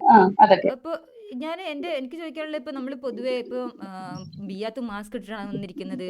അപ്പോൾ ഉം. ആരും അറിയാൻ താല്പര്യമില്ല എന്ന് എനിക്കറിയാം. ഞാനും മാസ്ക് ഇട്ടിട്ടാണ് വന്നിരിക്കുന്നത്. കാരണം നമ്മൾ നല്ലൊരു സമാധാനവാദ കാരണം, സമാധാനം തുളുമ്പുന്ന കാരണം മാസ്ക് ഇടേണ്ട അവസ്ഥയാണ്. അപ്പോൾ അതെ അതെ. ഈ ഉം. അതെ, ഈ ഫാമിലിയൊക്കെ എങ്ങനെയായിരുന്നു പ്രതികരിച്ചത് ഈ ബിയാത്ത് മതം വിടുമ്പോൾ? ഫാമിലി, എന്റെ പേരൻസിന് ഇതുവരെ അറിഞ്ഞിട്ടില്ല ഞാനിങ്ങനെ മതം വിട്ടു. അത്ര അവർക്ക് അങ്ങോട്ട് അറിയത്തില്ല. ഞാൻ എന്റെ സോഷ്യൽ മീഡിയയിലൊക്കെ എന്റെ ഫോട്ടോസ് ഒക്കെ തട്ടുവിട്ട് ഇടാത്ത ഫോട്ടോസ് ഒക്കെ ഇടുന്നതും എന്റെ റിലേറ്റീവ്സിനെയും എന്റെ ഫാമിലി മെമ്പേഴ്സിനെയൊക്കെ ഞാൻ ആഡ് ചെയ്തിട്ടില്ല. അത് കാരണം ഫാമിലി അത്താക്കും അമ്മക്കും ഒന്നും അങ്ങനെ അറിയത്തില്ല. പിന്നെ ഹസ്ബൻഡ് നല്ല ലിബറൽ ആയിട്ട് ചിന്തിക്കുന്ന ഒരാളാണ്. ആ, അങ്ങനെ പള്ളിയിലും അമ്പലത്തിലും ചർച്ചിലും ഒക്കെ പോകുന്ന ഒരാളാണ്. അത് കാരണം ഞാനിപ്പം എങ്ങനെയാണേലും പുള്ളിക്ക് വിഷയമൊന്നുമില്ല. ഞാനിപ്പം മതത്തിൽ വിശ്വസിച്ചാലും പുള്ളിക്ക് പ്രശ്നമൊന്നുമില്ല, വിശ്വസിച്ചില്ലെങ്കിലും പ്രശ്നമൊന്നുമില്ല. അതുകൊണ്ട് കുഴപ്പമില്ല. അപ്പം ഈ ചുറ്റുമുള്ളവർ ഇപ്പോൾ എന്തായാലും ഇപ്പോൾ നമ്മൾ ജോലി ചെയ്യുമ്പോഴും നമ്മൾ പുറത്തിറങ്ങുമ്പോൾ നമ്മൾ ചുറ്റുമുള്ളവർക്ക് നമ്മളുടെ മാറ്റം മനസ്സിലാവുമല്ലോ. എന്തായാലും നമ്മൾ ഉം, മുമ്പ് ഉം, ചിന്തിച്ചിരുന്ന ഒരു രീതിയിലുള്ള ഒരു മാറ്റം മനസ്സിലാവുമല്ലോ. അപ്പൊ ഉം, ഉം, അവരടുത്ത് ഉം. ഒറ്റപ്പെടലോ അല്ലെങ്കിൽ മാനസിക സമ്മർദ്ദം അങ്ങനെ എന്തെങ്കിലും നേരിട്ടുണ്ടോ? ഞാൻ ആരോടും ഒന്നിനും പോകാറില്ല സത്യം പറഞ്ഞു. ഉം. ഞാൻ എന്റെ കാര്യം മാത്രം നോക്കി മുന്നോട്ട് പോകുന്ന ആളാ. എന്തെങ്കിലും എന്റെ അടുത്ത് ആരെങ്കിലും വന്ന് എന്തെങ്കിലും സഹായം വന്ന് ചോദിക്കുവാണെങ്കിൽ ഞാൻ സഹായം ചെയ്തു കൊടുക്കും. അല്ലാതെ ഞാൻ ആരുടെ കാര്യങ്ങൾക്ക് അങ്ങോട്ട് കയറി ഇടപെടാറുമില്ല. ഉം. ആരും ഇങ്ങോട്ടും വന്ന് ഇടപെടാറില്ല. ഓക്കെ. ഞാൻ എങ്ങനെ പോയാലും ഇപ്പം ഞാൻ വളരെ എന്റെ ഫാമിലി മാത്രം നോക്കി എന്റെ അത്യാവശ്യം എന്നോട് ആരെങ്കിലും വന്ന് എന്തെങ്കിലും ചോദിക്കുവാണെങ്കിൽ എന്നെ കൊണ്ട് പറ്റുന്നതാണെങ്കിൽ ഞാൻ ചെയ്തു കൊടുക്കും. അങ്ങോട്ട് കയറി പ്രശ്നത്തിന് പോവാറില്ല. Okay okay. ഉം. സോ നമ്മൾ എക്സ് മുസ്ലിം സ്ത്രീകളെയും എക്സ് മുസ്ലിം പുരുഷന്മാരെയും കമ്പയർ ചെയ്ത് നോക്കുമ്പോൾ എക്സ് മുസ്ലിം സ്ത്രീകളുടെ എക്സ്പീരിയൻസ് കുറച്ച് ഡിഫറെന്റ് ആണെന്ന് തോന്നിയിട്ടുണ്ടോ? എക്സ് മുസ്ലിം സ്ത്രീകളുടെ തോന്നിയിട്ടുണ്ട്. ഉം. അത് പാത്തു ഏതൊക്കെ നേരത്തെ പറഞ്ഞ രീതിയിൽ? പോലെ ഉം. അത് പാത്തു നേരത്തെ പറഞ്ഞതുപോലെ തന്നെ ഉം. നമ്മളെ നമുക്ക് വേറെ തരത്തിലൊക്കെ നടക്കാൻ വേണ്ടിയിട്ടാണ് നമ്മൾ മതം വിട്ടത്. ഉം. അതാണ് ഏറ്റവും വലിയൊരു ഡിഫറൻറ്റ്. എക്സ് ഉം. മുസ്ലിം പുരുഷന്മാരെയും എക്സ് മുസ്ലിം സ്ത്രീകളെ തമ്മിൽ ഇതാക്കുമ്പോഴത്തേക്കിനും അതാണ്. പുരുഷന്മാർക്ക് അങ്ങനെ ഒരു പഴി കേൾക്കേണ്ടി വരത്തില്ല, ഉം. പക്ഷെ നമുക്ക് അങ്ങനെയൊക്കെ കേൾക്കേണ്ടി വരും. പിന്നെ ഈ മതം വിട്ട് കഴിഞ്ഞാൽ ആരിഫ് ഹുസൈൻ തന്നെ പറഞ്ഞിട്ടുണ്ടല്ലോ, പുള്ളിയുടെ ഉമ്മ കാണിച്ചിട്ടുള്ള പല വിവേചനങ്ങളും ആരിഫ് ഹുസൈൻ ഉം. പറഞ്ഞിട്ടില്ലേ. അതെ അതെ. അപ്പൊ അപ്പം അപ്പൊ പുരുഷന്മാർക്കാണേലും പ്രശ്നമാണ്, സ്ത്രീകൾക്കാണേലും പ്രശ്നമാണ്. അപ്പൊ നമുക്ക് കുറച്ചുകൂടെ കൂടുതൽ എന്ന് പറഞ്ഞാൽ ഈ സ്ലട്ട് ഷെയ്മിങ് കുറച്ചുകൂടെ കൂടുതലായിട്ട് ഫേസ് ചെയ്യേണ്ടി വരും. ഓക്കെ. അവർക്ക് അതില്ലെന്നേ ഉള്ളൂ, ബാക്കിയുള്ളതെല്ലാം ഏതാണ്ട് ഈക്വൽ. അപ്പൊ എന്റെ അടുത്ത ചോദ്യം എന്താന്ന് വെച്ചാൽ, ഈ മതം വിട്ട ശേഷം വ്യക്തിത്വത്തിൽ എന്തെങ്കിലും മാറ്റം വന്നോ? തീർച്ചയായിട്ടും വന്നു. നമുക്കിപ്പോ നരകഭയവും മരണഭയവും ഒന്നുമില്ല. ഉം. പണ്ട് ഓക്കെ. നമുക്ക് എന്തേലും പിന്നെ അമ്പലങ്ങളിൽ പോവാണെങ്കിൽ അല്ലെ ചർച്ചിൽ പോവാണെങ്കിൽ അള്ളാഹു നമ്മളെ എടുത്തിട്ട് വറക്കും, നരകത്തിൽ വിറകോളിയാക്കും. അങ്ങനെ ഭയങ്കര ഒരു പേടിയായിരുന്നല്ലോ. ഇപ്പം സത്യം പറഞ്ഞാൽ അതൊന്നുമില്ല. ഉം. ഫ്രീഡം ഉണ്ട്, നമുക്ക് എല്ലാരും ഒരേപോലെ കാണാൻ പറ്റുന്നുണ്ട്. ഉം. എല്ലാ ആൾക്കാരെയും നമുക്ക് ജാതിക്കും മതത്തിലും ഒക്കെ അതീതമായിട്ട് നമുക്ക് മിണ്ടാൻ പറ്റുന്നുണ്ട്, അവരോട് സംസാരിക്കാൻ പറ്റുന്നുണ്ട്, സഹകരിക്കാൻ പറ്റുന്നുണ്ട്. എന്ത് ആഘോഷങ്ങളിലും നമുക്ക് പങ്കെടുക്കാൻ പറ്റുന്നുണ്ട്, അമ്പലത്തിലും പള്ളിയിലും ഒക്കെ പോകാൻ പറ്റുന്നുണ്ട്. സോ നമ്മള് ഇസ്ലാം വിശ്വസിച്ചിരിക്കുമ്പോൾ നമുക്കൊരു ലക്ഷ്യമുണ്ട്, സ്വർഗത്തിൽ എത്തുക എന്നുള്ളൊരു ലക്ഷ്യമുണ്ട്. സോ അതിന് ആ വേണ്ടിയിട്ടാണ് നമ്മൾ ജീവിക്കുന്നത്. അപ്പൊ നമുക്ക് ബാക്കിയുള്ളതൊക്കെ ഉം, സെക്കൻഡറി ആണ്. ഫസ്റ്റ് നമുക്ക് സ്വർഗത്തിൽ ഉം, എത്തുക എന്നുള്ളതാണ്, അതാണ് നമ്മുടെ മെയിൻ ലക്ഷ്യം. അപ്പൊ ഈ മതം ഉം. വിട്ടതിന് ശേഷം ആ ലക്ഷ്യം എങ്ങനെയെങ്കിലും മാറിയിട്ടുണ്ടോ? ഇപ്പൊ വേറെ എന്തെങ്കിലും കാര്യത്തിൽ ഫോക്കസ് ചെയ്യുക അങ്ങനെയൊക്കെ വന്നിട്ടുണ്ടോ? നമുക്ക് നമ്മളെ തന്നെ ഒരുപാട് നമുക്കിപ്പം മറ്റു ലോകത്തിന് ഇഹലോകം പരലോകം എന്നൊക്കെ ഉണ്ടല്ലോ പിന്നെ ഉം. ഇസ്ലാമില്. അപ്പൊ നമുക്ക് ലൈഫ് ഒന്നേ ഉള്ളൂ, ഈ ഭൂമിയിൽ ഒറ്റ ലൈഫേ ഉള്ളൂ. അപ്പൊ ഇവിടെ നമുക്ക് എന്താണെന്ന് വെച്ചാൽ നമ്മുടെ ഏറ്റവും നല്ല മാക്സിമം ഹാർഡ് വർക്ക് ചെയ്ത് ഏറ്റവും ഉയരങ്ങളിൽ എത്തുക. നമുക്ക് ഇപ്പം എന്ന് പറഞ്ഞാൽ നമുക്ക് ലൈഫ് ഇവിടെ ഒന്നേ ഉള്ളൂ, വേറൊരു ലൈഫ് ഉണ്ടെന്ന് നമ്മളിപ്പോ വിശ്വസിക്കുന്നില്ല. ഇപ്പൊ സ്വർഗവും നരകവും ഒക്കെ ഈ ഭൂമിയിൽ തന്നെയാണെന്നാണ് ഇപ്പൊ വിശ്വസിക്കുന്നത്. പിന്നെ ഇപ്പം നമുക്ക് ചെയ്യാൻ പറ്റുന്നത് എന്ന് പറഞ്ഞു കഴിഞ്ഞാൽ ഈ ഭൂമിയിൽ ഏറ്റവും നല്ല മാക്സിമം ഏറ്റവും നമ്മൾ ടോപ്പിലെത്തുക, നമ്മുടെ ഏറ്റവും നല്ല വേർഷൻ ഇവിടെ ഉണ്ടാക്കുക എന്നുള്ളതാണ്. അത് നല്ല വ്യക്തിയായിട്ടാണേലും ഇപ്പൊ നല്ല ജോലിയിലാണേലും നല്ല ഒരു കുഞ്ഞുങ്ങൾക്ക് നല്ലൊരു മദർ ആണെന്നുള്ള നിലയിലും നല്ലൊരു ഭാര്യ എന്നുള്ള നിലയിലും ഏറ്റവും നല്ലതായിട്ട് ജീവിക്കുക, ഈ ഭൂമിയിൽ തന്നെ നന്നായിട്ട് ജീവിച്ച് സമാധാനത്തോടെ മരിക്കുക എന്നുള്ളതേ ഉള്ളൂ. ബിയാത്തു എന്തെങ്കിലും ഒരു ഡിഫറൻസ് കണ്ടിട്ടുണ്ടോ? ബിയാത്തുന്റെ ചൈൽഡ്ഹുഡില് നമ്മുടെ നാട്ടില് മതം ഫോളോ ചെയ്ത് വന്ന രീതിയും ഇപ്പൊ ഫോളോ ചെയ്ത് വന്ന രീതിയിലും എന്തെങ്കിലും മാറ്റം കണ്ടിട്ടുണ്ടോ? ആൾക്കാരുടെ മനസ്സിലും അവരുടെ എന്തെങ്കിലും വ്യത്യാസം കണ്ടിട്ടുണ്ടോ?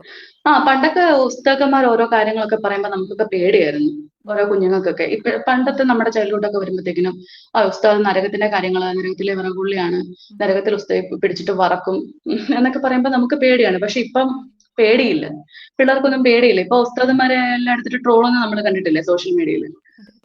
അതാണ് ഏറ്റവും വലിയ ഡിഫറൻസ്. പണ്ടൊക്കെ പേടിയുണ്ടായിരുന്നു കുഞ്ഞുങ്ങൾക്ക്, ഇപ്പൊ പേടിയില്ല. ഇപ്പൊ ഒരുപാട് ഇസ്ലാം മത വിമർശകരും അതും ഇതൊക്കെ കണ്ടിട്ടായിരിക്കുമല്ലോ ഈ പിള്ളേർ വളരുന്നത്. അതിനനുസരിച്ച് പിള്ളേർക്ക് ഉള്ള പേടി പോയി, കാര്യങ്ങളെല്ലാം കുറച്ചൊക്കെ പൊള്ളത്തരാണെന്നൊക്കെ എല്ലാവർക്കും മനസ്സിലായി തുടങ്ങിയിട്ടുണ്ട്. പക്ഷെ ഞാൻ നോട്ടീസ് ചെയ്തിട്ടുണ്ട്, ആ ഒരു സെയിം നാണയത്തിൽ തന്നെ നമ്മുടെ നാട്ടിലേക്ക് ഇങ്ങനെ ചാക്കിന്റെ എണ്ണം കൂടുക അല്ലെ? ഒരുപാട് സ്ത്രീകൾ പണ്ട് സാരി കൊടുത്ത് നടന്നിരുന്ന ആൾക്കാര് അപ്പൊ കുറച്ച് റാഡിക്കലൈസ്ഡ് ആയി പോലെ തോന്നുന്നില്ലേ? കുറച്ചും കൂടെ ഇങ്ങനെ ചാക്കിന്റെ എണ്ണമൊക്കെ നമ്മൾ നോക്കുമ്പോൾ നമ്മൾ നോക്കുമ്പോൾ ഈ പോപ്പുലേഷൻ കൂടുന്ന അനുസരിച്ചാണെന്ന് തോന്നുന്നു ഈ ചാക്കിന്റെ എണ്ണവും കൂടുന്നത്. മുസ്ലിങ്ങളുടെ പോപ്പുലേഷൻ കൂടുന്ന അനുസരിച്ച് പള്ളിയുടെ എണ്ണവും കൂടാറുണ്ട്. അതുപോലെ തന്നെ നമ്മൾ പോകുന്ന സ്ഥലത്തൊക്കെ ഈ ചാക്കിൽ കയറുന്ന സ്ത്രീകളുടെ എണ്ണവും കൂടാറുണ്ട്. പോപ്പുലേഷനെ ബേസ് ചെയ്തിട്ടാണ് സത്യത്തിൽ അത് ഉണ്ടാകുന്നത്. മുസ്ലിം പോപ്പുലേഷൻ കൂടുന്ന അനുസരിച്ച് ഇപ്പം ചിലയിടത്തൊക്കെ ഞങ്ങളുടെ ഇവിടെയൊക്കെ നല്ലതായിട്ട് പോപ്പുലേഷൻ ഉള്ള ഒത്തിരി മദ്രസയും ഒക്കെ ഉള്ള ഒരു ഏരിയയാണ്. അപ്പൊ പോപ്പുലേഷൻ കൂടുന്നതിന് അനുസരിച്ച് ഇവരുടെ പള്ളിയും 5 കിലോമീറ്റർ ചുറ്റളവ് ചിലപ്പം 10ഉം 12ഉം പള്ളിയൊക്കെ കാണും, തൈക്കാവുകളൊക്കെ കാണും. പോപ്പുലേഷനെ ബേസ് ചെയ്തിട്ടാണ് അത് സത്യത്തില്. പിരിവുകളൊക്കെ ഇപ്പൊ 5 കിലോമീറ്ററിൽ 10 പള്ളി ഉണ്ടെന്നുണ്ടെങ്കിൽ ഇപ്പോഴും വീണ്ടും പുതിയ പള്ളി പണിയാനുള്ള പിരിവുകളൊക്കെ ഞാൻ കണ്ടിട്ടുണ്ട്. അപ്പൊ ഞാൻ വിചാരിക്കും ഇവർക്ക് ഒരു ലൈബ്രറി അല്ലേ, ഒരു സ്കൂള് പണിഞ്ഞൂടെ അല്ലേ? അതെ അതെ, അല്ല ഹോസ്പിറ്റലിൽ പണിഞ്ഞൂടെ? അതെ. ഈ കമ്മ്യൂണിറ്റിക്ക് ഒരു പ്രത്യേകതയുണ്ട്. അമ്പലം പണിയാനായിട്ട് ഇവര് ഫണ്ട് മേടിക്കുന്നു, അമ്പലം പണിയുന്നു, അല്ലെങ്കിൽ അങ്ങനെ മറ്റുള്ള കമ്മ്യൂണിറ്റിയുടെ എന്തെങ്കിലുമൊക്കെ ഇതാകുമ്പോഴത്തേക്കിനും ഇവർക്കങ്ങ് കുരുവിട്ടു. അത് പാവപ്പെട്ടവർക്ക് കൊടുത്താൽ പോരെ, എന്തിനാ കുറെ പള്ളി അമ്പലമൊക്കെ പണിയുന്നതെന്നൊക്കെ ചോദിക്കും. പക്ഷെ ഇവരുടെ ഒരു ആവശ്യം വരുമ്പോഴത്തേക്കിനും സൈലന്റ് ആയിട്ടിരിക്കും. നമ്മുടെ പള്ളി അതെന്തായാലും അത്യാവശ്യം, അള്ളാഹുന്റെ ഭാഗം എന്തായാലും അത്യാവശ്യം. അങ്ങനെ ഒരു വേർതിരിവ് പലപ്പോഴും നമ്മൾ ശ്രദ്ധിച്ചിട്ടുണ്ട്. അതെ, പിന്നെ പോപ്പുലേഷൻ കൂടുന്നതിനനുസരിച്ച് ഇവർക്ക് ഒരുപാട് ആളുകൾ കൂടുന്നതിനനുസരിച്ച് ഈ പള്ളിയും വേണമല്ലോ. കാരണം ഇവിടെ ഇത്രയും ഇവിടെ പോയി നിസ്കരിക്കും. ഗവൺമെന്റ് എന്തെങ്കിലും പറഞ്ഞാൽ അത് കേൾക്കാനും കുറച്ച് റിലക്റ്റൻസ് ഉണ്ട് അല്ലെ, പോളിസി കൊണ്ടുവരുമ്പോ. അതെ. ഗവൺമെന്റിന്റെ പുറകിൽ പ്രത്യേകിച്ച് നമ്മുടെ ഇവിടുത്തെ ഒരു പ്രമുഖമായിട്ടുള്ള 2 പാർട്ടികളുണ്ടല്ലോ, അവരുടെയൊക്കെ പുറകിൽ ഇവരാണല്ലോ നിൽക്കുന്നതും ഭരിക്കുന്നതും ഒക്കെ ഇവരാണല്ലോ. നമുക്കത് അറിയാൻ പറ്റും. അത് ഈ പോപ്പുലേഷൻ കൊണ്ടാണ്. ഈ പോപ്പുലേഷൻ കൂടുന്നതനുസരിച്ച് ഇവർക്ക് വോട്ട് കിട്ടും.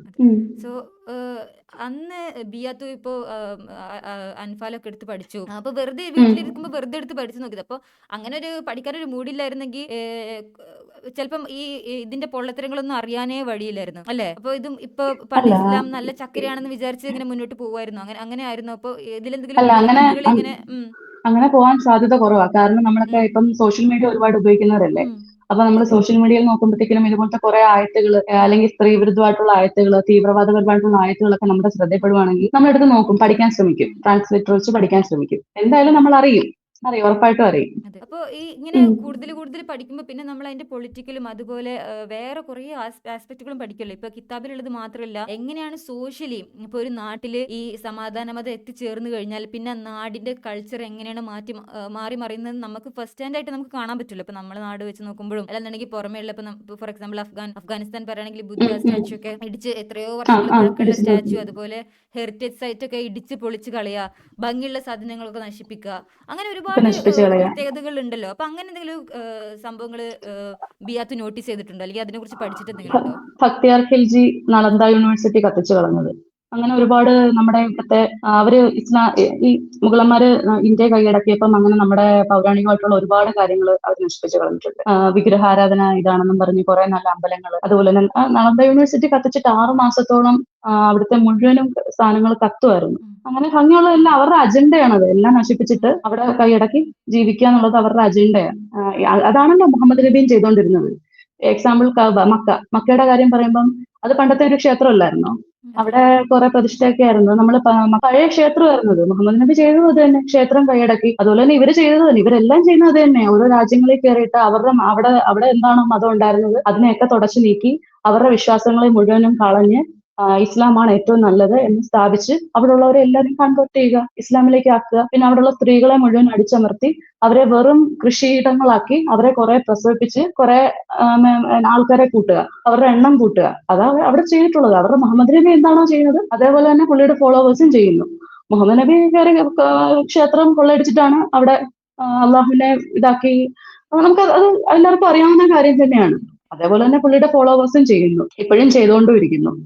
എനിക്ക് തോന്നുന്നു അവരുടെ ഒരു ലക്ഷ്യം എന്താന്ന് വെച്ചാൽ അവര് വന്നത് ഈ സമാധാന മതം ഫൗണ്ട് ചെയ്ത് തന്നെ ഈ മരുഭൂമിയിലാണല്ലോ. അപ്പൊ നല്ല ഭംഗിയുള്ള എല്ലാ സാധനങ്ങളും ഇടിച്ചു നിരപ്പാക്കി ഒരു മരുഭൂമി പോലെ ആക്കുക എന്നതായിരിക്കും അവരുടെ ഒരു വിഷയം. കാരണം അതാണല്ലോ അതിന്റെ ഒറിജിൻ. അപ്പൊ അതുകൊണ്ടായിരിക്കും നല്ല ഭംഗിയുള്ള സംഭവങ്ങളൊക്കെ നശിപ്പിക്കുന്നത്. നല്ല ഭംഗിയുള്ള സംഭവങ്ങൾ എന്ന് പറയുമ്പോൾ തന്നെ കൂടുതൽ അത് ശില്പങ്ങളായിരിക്കും, അല്ലെങ്കിൽ അങ്ങനെ എന്തെങ്കിലുമൊക്കെ. സൃഷ്ടി എന്ന് പറയുന്നത് അള്ളാഹുവിന് മാത്രമെന്നല്ലേ ഇവര് പറയുന്നത്. ഒരു സൃഷ്ടിയുടെ ഒരു ഇതെന്ന് പറയുന്നത് മനുഷ്യന്റെ സൃഷ്ടി ഒന്നുമല്ല. പടം വരയ്ക്കുവാണെങ്കിൽ നാളെ നമ്മൾ പരലോകത്ത് ചെല്ലുമ്പോഴത്തേക്കും ആ വരച്ച പടത്തിന് നമ്മൾ ജീവൻ കൊടുക്കണമെന്ന് പറഞ്ഞ് ഞാൻ കേട്ടിട്ടുണ്ട്. അങ്ങനെ കേട്ടിട്ടുണ്ടോ? വാത്തു കേട്ടിട്ടുണ്ടോ? അതെ കേട്ടിട്ടുണ്ട്. നമ്മൾ കണ്ണൊന്നും വരയ്ക്കാൻ സമയമില്ല. കണ്ണ് അവിടെ എത്തുമ്പോൾ ചിലപ്പോൾ പിക്ചർ അവിടെ സ്റ്റോപ്പ് ആക്കും. എനിക്ക് തോന്നുന്നത് ഇവർ അത് ഉദ്ദേശിച്ചിട്ടായിരിക്കും. സൃഷ്ടി എന്ന് പറയുന്നത് അള്ളാഹുവിന് മാത്രമുള്ള കാര്യമാണ്. ഈ മനുഷ്യന്മാർ ഈ കല്ലിലുണ്ടാക്കിയതും അല്ലെ മണ്ണിലുണ്ടാക്കിയതും ഒക്കെ അത് കേവലം ഒരു മനുഷ്യ സൃഷ്ടിയല്ലേ. അപ്പൊ അത് അള്ളാഹുവിന് അത് ഇഷ്ടമല്ല എന്നൊക്കെ ഉള്ള ഒരു ധാരണ കൊണ്ടായിരിക്കും ഇവർ ഇതെല്ലാം നശിപ്പിക്കുന്നത്. അങ്ങനെ നമുക്ക് ചിന്തിക്കാമല്ലോ. കാര്യം മാത്രല്ലല്ലോ, നമുക്കിപ്പോ കവിത, ഇപ്പോ നബിക്കെതിരെ കവിതകൾ എഴുതിയ ആൾക്കാരൊക്കെ പിടിച്ചു കൊല്ലുക. അപ്പൊ ഇങ്ങനെ കലാസൃഷ്ടികളെയും തീരെ പ്രോത്സാഹിപ്പിക്കുന്നില്ല. ഇപ്പൊ പാട്ടാണെങ്കിലും പാട്ട് ഹറാമാണ്. അതെ. അതായത് ഇവർക്ക് ഇവിടെ സന്തോഷിക്കാനും സുഖിക്കാനും ഉള്ള ഒരു മാർഗ്ഗം ഇവിടെ പറ്റത്തില്ല. ഇവിടെ അള്ളാഹുവിനെ ഓർത്ത് അള്ളാഹുവിന്റെ അടിമയായിട്ട് അവിടെ കഴിഞ്ഞോണം. അതിനല്ലേ അവര് പറയുന്നത് ഇവിടെ ഒന്നും സന്തോഷിക്കാൻ പാടില്ല, ഭൂമിയിൽ നീ ഒരു പ്രവാസിയെ പോലെ ജീവിക്കുക, പരലോകത്താണ് നിന്നെ കാത്തിരിക്കുന്നതെന്നല്ലേ പഠിപ്പിച്ചിട്ടുള്ളത്. അപ്പം നമ്മള് ഭൂമിയിൽ ഒന്നും സന്തോഷിക്കാൻ പാടില്ല. നമ്മൾ കളിക്കരുത്, ചിരിക്കരുത്, ഡാൻസ് ചെയ്യരുത്, പാട്ട് പാടരുത്, ഒന്നും ചെയ്യരുത്. നമ്മൾ എപ്പോഴും 5 നേരം നിസ്കരിച്ച് അള്ളാഹുവിനെ ഓർമ്മിപ്പിച്ച് സക്കാത്തും കൊടുത്ത് അള്ളാഹ് എന്ന് പറഞ്ഞുകൊണ്ട് നമ്മൾ ഇരിക്കണം. അവരുടെ ഉദ്ദേശം അതാ. നമ്മൾ ഇവിടെ സങ്കടപ്പെടണം മാക്സിമം, എന്നിട്ട് അവിടെ ചെന്നിട്ട് നമ്മൾ സന്തോഷിക്കണം. അവരുടെ ഐഡിയോളജി അതാ. അതുകൊണ്ടാണ് ഇവിടെ സന്തോഷമുള്ളതും ഭംഗിയുള്ളതും. അവിടെ 72 ഹൂറിമാരെ കൊടുക്കത്തില്ലേ, മദ്യപ്പുഴ കൊടുക്കത്തില്ലേ? നമുക്കതൊന്നുമില്ല. എനിക്കില്ല. നമുക്ക് അവിടെ ഹൂറന്മാരൊന്നും ഇല്ല. നമുക്കൊരു തേങ്ങയില്ല. അങ്ങനെ നമുക്കൊരു തേങ്ങ തരാത്ത മതത്തിന് നമുക്കും വേണ്ടല്ലേ? നമുക്കും വേണ്ട. അവിടെ മുഴുവനും പുരുഷന്മാർക്കല്ലേ കൊടുക്കുന്നത്. 72 ഹൂറന്മാരെ, മദ്യപ്പുഴ, പിന്നെന്താ കൊടുക്കുന്നത്? മദ്യപ്പുഴയും 72 ഹൂറന്മാരുമാണ് മെയിൻ ആയിട്ട് അവിടെ ഉള്ളത്. ലഹരിയില്ല. കുറെ അതെന്തായിരിക്കും ബാലന്മാരുടെ കാര്യം പറയുന്നത് അവിടെ? ആ ചോദ്യം നിരോധിച്ചിരിക്കുന്നു. ബാലന്മാരെന്തിനാന്നോ? അത് ഉസ്താദുമാരുടെ സ്വഭാവം പടച്ചോർക്ക് അറിയണ്ടാവില്ല, ഉണ്ടാക്കിയാലല്ലേ. അത് പിന്നെ തുടുത്ത മാറിടങ്ങളുള്ള ഹൂറിമാരെ കാണിച്ചു കൊടുത്ത ഉസ്താദുമാര് പറയും നമുക്ക് വേറെ സാധനത്തിലെ ഇൻട്രസ്റ്റ്. അപ്പൊ പഠിച്ച പറയാം അതുണ്ട് ഈ സംഭവം, ഈ ഇൻസ്റ്റിറ്റ്യൂഷനിൽ അതുണ്ട്. അത് മാത്രല്ല ഒരു ഉസ്താദ് ഞാൻ പറയുന്ന കേട്ടിട്ടുള്ളതാണ്. അതായത് ഒടിഞ്ഞ മാറിടം ഉള്ളത് കിളവന്മാരും, ഒടിയാത്ത മാറിടം ഉള്ളത് ഈ സ്ത്രീകളാണത്, ചെറുപ്പക്കാരികളാണ്. നിങ്ങൾക്ക് അതുകൊണ്ട് ചെറുപ്പക്കാരികളല്ല അവിടുത്തെ.